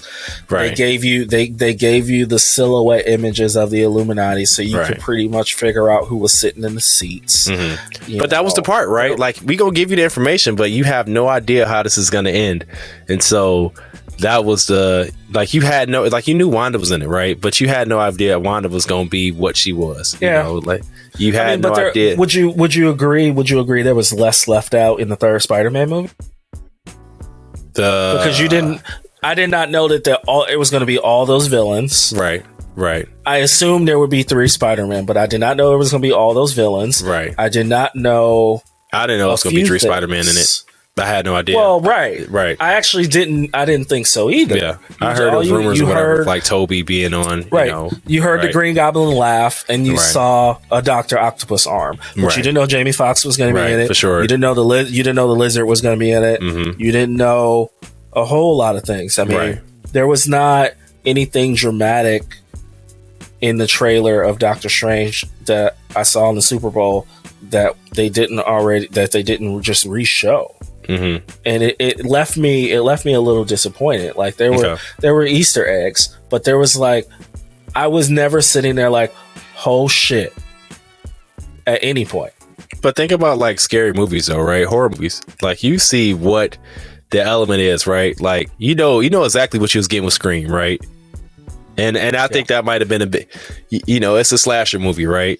And so you didn't know. I think that was the surprise, right? Like all these people in here, and you have your ideas of what might be, but you had no idea it was going to be a Scream movie. You had no idea Wanda was going to be what she was, and blah blah blah. So I mean, I thought that Sam Raimi did a hell of a job with that. They let Sam be Sam. Did you see Bruce Campbell from The Evil Dead? Yep, as the pizza ball guy. That shit was funny. Shout out to Amanda Chavez. That was. America Chavez. That shit was awesome. America Chavez. I appreciated that. She is Marvel's first LGBT superhero, and so they had she did a great job. Yeah, she did. I liked her powers. Mm-hmm. I liked her backstory. Like she was afraid to use her powers, and until she just realized that she does have control of her power, and it's a great power, and she's stronger than she thought than she thought she was, and she was more powerful than she thought she was. Exactly. And I appreciate them building that in a short time, where you get this character who keeps running from things, and her power, she felt like her power was a weakness, and she didn't understand it. But Strange said in the movie, every time you travel through a portal, you go exactly where you needed to be. Like, he's like, your powers are helping you, they're not hurting you, even though she was treating it as if it was a hurtful thing because of where it the first time it happened, it suctioned her parents up through. Right. So I like that character development for sure. Right. And that's all and it goes back to, Captain America, right? Like, the first Avenger, we didn't need that fucking movie. I hate that fucking movie. That was one. Hey, watch your mouth. No, I mean, it didn't have to be. We were just watching the Avengers that was on TV the other day, and you didn't need a whole origin story. You could have just showed, like, okay, he was a superhero in the first Avenger from back in the day. He was frozen trying to save the world, right? He got thawed out, blah blah. You didn't need a whole 2-hour. No. You will not. There will be no Captain America slander here. Yes, it will. Of course, it will. Yeah, man, that shit was fun. I enjoyed it. And it's funny because, like, you can't even rank these new post Thanos movies in the MCU time frame right now as far as the original. So, well, it's hard to really do because we don't have the. And I heard, at this point, we knew where things were leading in previous phases. You were given Thanos on his throne. You were given Thanos grabbing the Infinity Gauntlet and saying he'll do it himself. Right. Like, we don't have a point of where all of this is leading yet. Right. And we're 5 or 6 movies in, which is hard. I think 6, including Love and Thunder. So it's like, I don't know where this is going. It's like you said, it's hard to rank all of these because even though Infinity War took 10 years to build, we were getting things we needed in the process of the build. Right. I got a fucking vacuum going on right now in the house, so that's what. Now it's hard because we've been given Kang in a whole nother light, right? So Kang the Conqueror is coming at some point. Right. You've been given the gateway to multiverses. You've been given people with multiversal power. You've been given, you got witches and sorcerers, but we don't know what's going to be the point where we have to assemble again. So it's kind of tough. Well, I mean, and who's actually going to be in that as well, too. So you got Secret Wars coming out soon, right? Which, I mean, talking about like Secret Invasion. You got This Is What We Do Know. We got She-Hulk coming out. You have Love and Thunder coming out. You got a season 2 of Loki coming out. You have the Miss Marvel coming out this year, and then next year you have what is that? Well, there'll be another Guardians of the Galaxy. Huh? Yes, there's another Guardians of the Galaxy. Right. And you got the Groot show, whatever. We'll see. It should be interesting. See what happens. You got the Marvels movie coming out. So that's like with, Miss Marvel, Captain Marvel. This is probably Maria Rambeau and, Monica Rambeau. And Carol Danvers, right? And then you have, America Chavez and Miss Marvel, right? So we'll see what that looks like next year. I don't know. I mean, I think at this point, Feige is and the rest of the creative team you got a whole bunch of unlimited options right now. And so we'll see what it kind of comes to fruition, because you got Blade coming out too, which will most likely be within the whole Eternals, Moon Knight. Yeah, it'll be street level, not necessarily big picture, but I think they'll figure out but it's a movie. Good place for it. Yeah, it's a movie. I thought it was gonna be a show. So, man, You got your X-Men shirt on, man. That shit is funny. Yeah, that's a good one. Favorite video games of all time, man. What is? We've had many systems combined. You had a Game Gear. I never had a handheld console, for the record. Not at all. You never had a Game Boy. I never had a Game Boy. Never had a Game Gear. Never had a PSP. Never had a Vita. Wow. Never had a Sidekick. Wow. Okay. I had to throw the Sidekick in there. I always had consoles. Always had consoles. So my first console I ever had was a Sega Master System, and that was the 8-bit joint. I got one of those for Christmas one year. And so that was the one. It was a black and red one, and it had a little disc, like a little floppy disk that you could put in. I was also a video game as well too. Sega was great about having built-in games, and then I had a Master System 2, and that had I think it was like Alex the Kid. That was a game that I had on that. And then I had a Nintendo. Got one of those NES. So that was great. Mm-hmm. The first game I had for that, I think, was Teenage Mutant Ninja Turtles 2. And that was the arcade game, right? Mm-hmm. And then I went to Super Nintendo. No, I went to Genesis, then Super Nintendo. And so that was that. And then I had a PlayStation right after that. Got a PlayStation. I had a Saturn. I still had the Genesis, the Sega CD, and the 32X combined with that. And then, like I said, I got a Saturn, PlayStation, and then my last Sega system that I had was a Dreamcast, and then it was all PlayStation from there. Although I had an Xbox, and now I got an Xbox Series X. No, S, which is the digital joint, and the PS5. Right. So, yeah. Favorite games, man. Just random. So Star Fox, Street Fighter 2 Turbo. Okay, right. Just the first Super Mario Kart. So that was all Super Nintendo, because that's what I had first. Right. I had a Game Gear. I would play the first WWE Raw. Okay. Joe Montana Football was on there. I had a Game Boy Color, so that's how I first started playing Pokemon. Okay. I think Blue and Gold. I think I had Gold. Okay. Oh man, and then into did I have PlayStation? So I mean, I love Tomb Raider. I love Tekken. Okay. Mortal Kombat. Classics, obviously, right. Mortal Kombat 2. Sega Dreamcast I had after that. So Knights. Then we're getting into the 2K games. So NBA 2K1, NFL 2K2. Knights was Sega Saturn, because that was with Virtua Fighter. Sega Saturn. Well, it did come out on Dreamcast too later. Okay. But the original was Sega Saturn. PlayStation, I remember NBA Shootout, NFL Game Day, Game Breaker, NCAA Game Breaker. Man.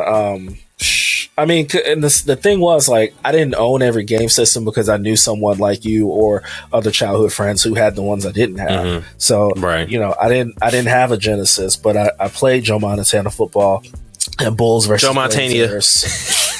And how we got into the NHL games, that was because I was playing on other people's Sega Genesis. I was never into I mean, we both love Need for Speed. I was never into Grand Theft Auto as much. Vice City is one I had. Yeah, Vice City. I had that one in San Andreas. I had those two. I remember playing Metal Gear Solid. Okay, right. Gears of War, Halo. Okay. Right. God of War. I mean, as a kid, I remember I loved Double Dragon. Okay. I mean, just so many, man. Yeah. I had Shinobi on Nintendo. I had all Nintendo games, man. And then I had a Game Genie as well, too, which is funny as shit. Favorite game, obviously, Tecmo Bowl. That was... of course. Tecmo Bowl. The original Tecmo Bowl. Not even Super Tecmo Bowl. Tecmo Bowl, the original, was crazy. and you cannot play it down. You can have that boy running for 30 minutes. Like,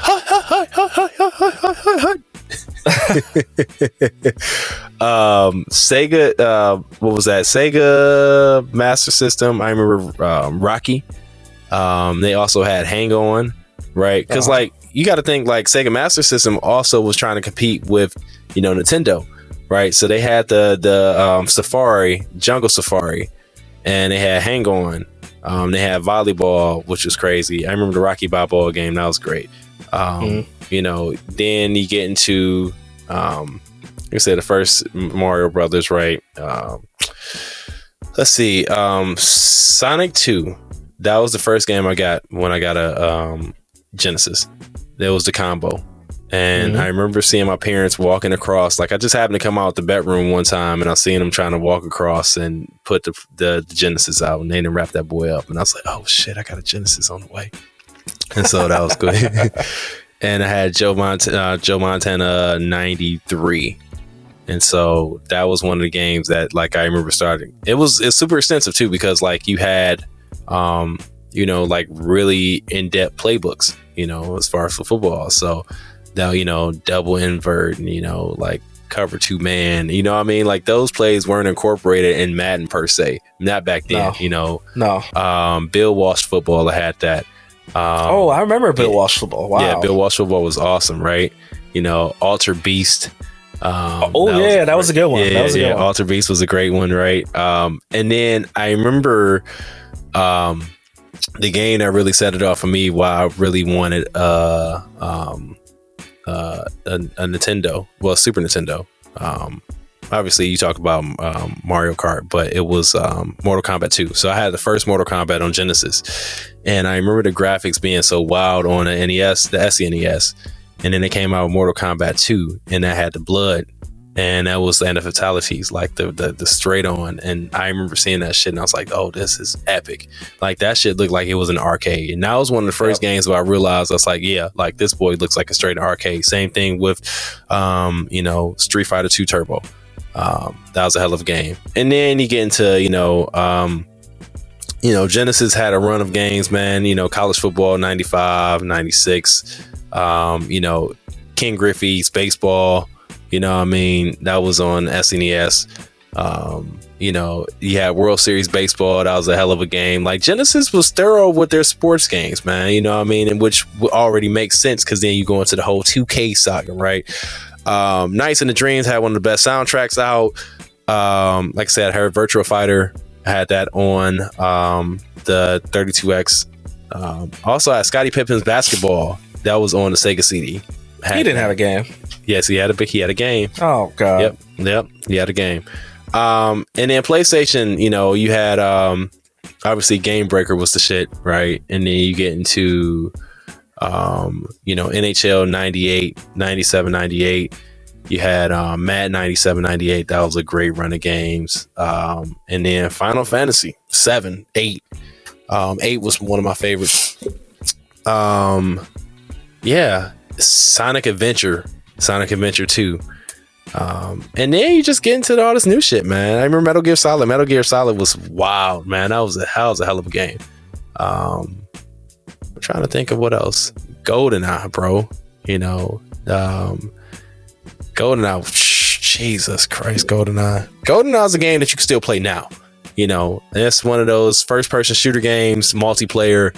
You won't get that game. You know, no. Still, they're trying to figure out how to make that game great. You know, it set the tone for any kind of shooter game for sure. Yeah, man, great times, man. I just. You never forget what video games make you feel like. It's just, you know, it's like when you hear the first song, you know what I mean, that you never heard before. And it's just like, you can, you know, distinctively put yourself in a place to where that was, you know. And, man, video games is a great place, man. I can't believe they're getting scholarships out for it now. You know, when people used to say, like e-games is huge, right? And like, you know, because that's my nephew, Tyler's at Kent State. And he got a scholarship for gaming. That's crazy. And Fortnite. Like, he's in college because of Fortnite. Okay. That's incredible. Yeah. That's crazy. Yeah, for sure. You know, our parents saying, you know, you ain't gonna mouth the shit playing video games. It's, yes, I can. Just you wait. You know, but I also feel like, though, like we had a really good balance of going outside, right, and still come back home and play video games, right? Like it's a little different now, you know. So, yeah, yeah, man, fun shit. That was man, truly awesome. Wow. And that's it for this episode of the Modest Men Podcast with Jason and Justin. That was a ton of fun. We'll be back at it soon with some real content and some real shit. And some real guests too, because, you know, we need those. Speaking of guests, special thanks to my brother, Mr. Evan Curry, for joining our podcast and blessing us with some knowledge and all things Ohio and his busy ass schedule. So my dude is super busy. Speaking of him, make sure y'all check him out on this podcast, Coach E Game for All Seasons, which is available on all streaming platforms and YouTube. And if you're in Cleveland and want to get in shape and done spray painting your belly with ab lines, go ahead, check him out at Perfect Time Fitness and get those Perfect Time Fitness meals. Please be sure to like, subscribe, comment, share, all things the Modest Men Podcast. Thank you so much. We love you all. For myself and Justin, peace, love, soul glow. Deuces.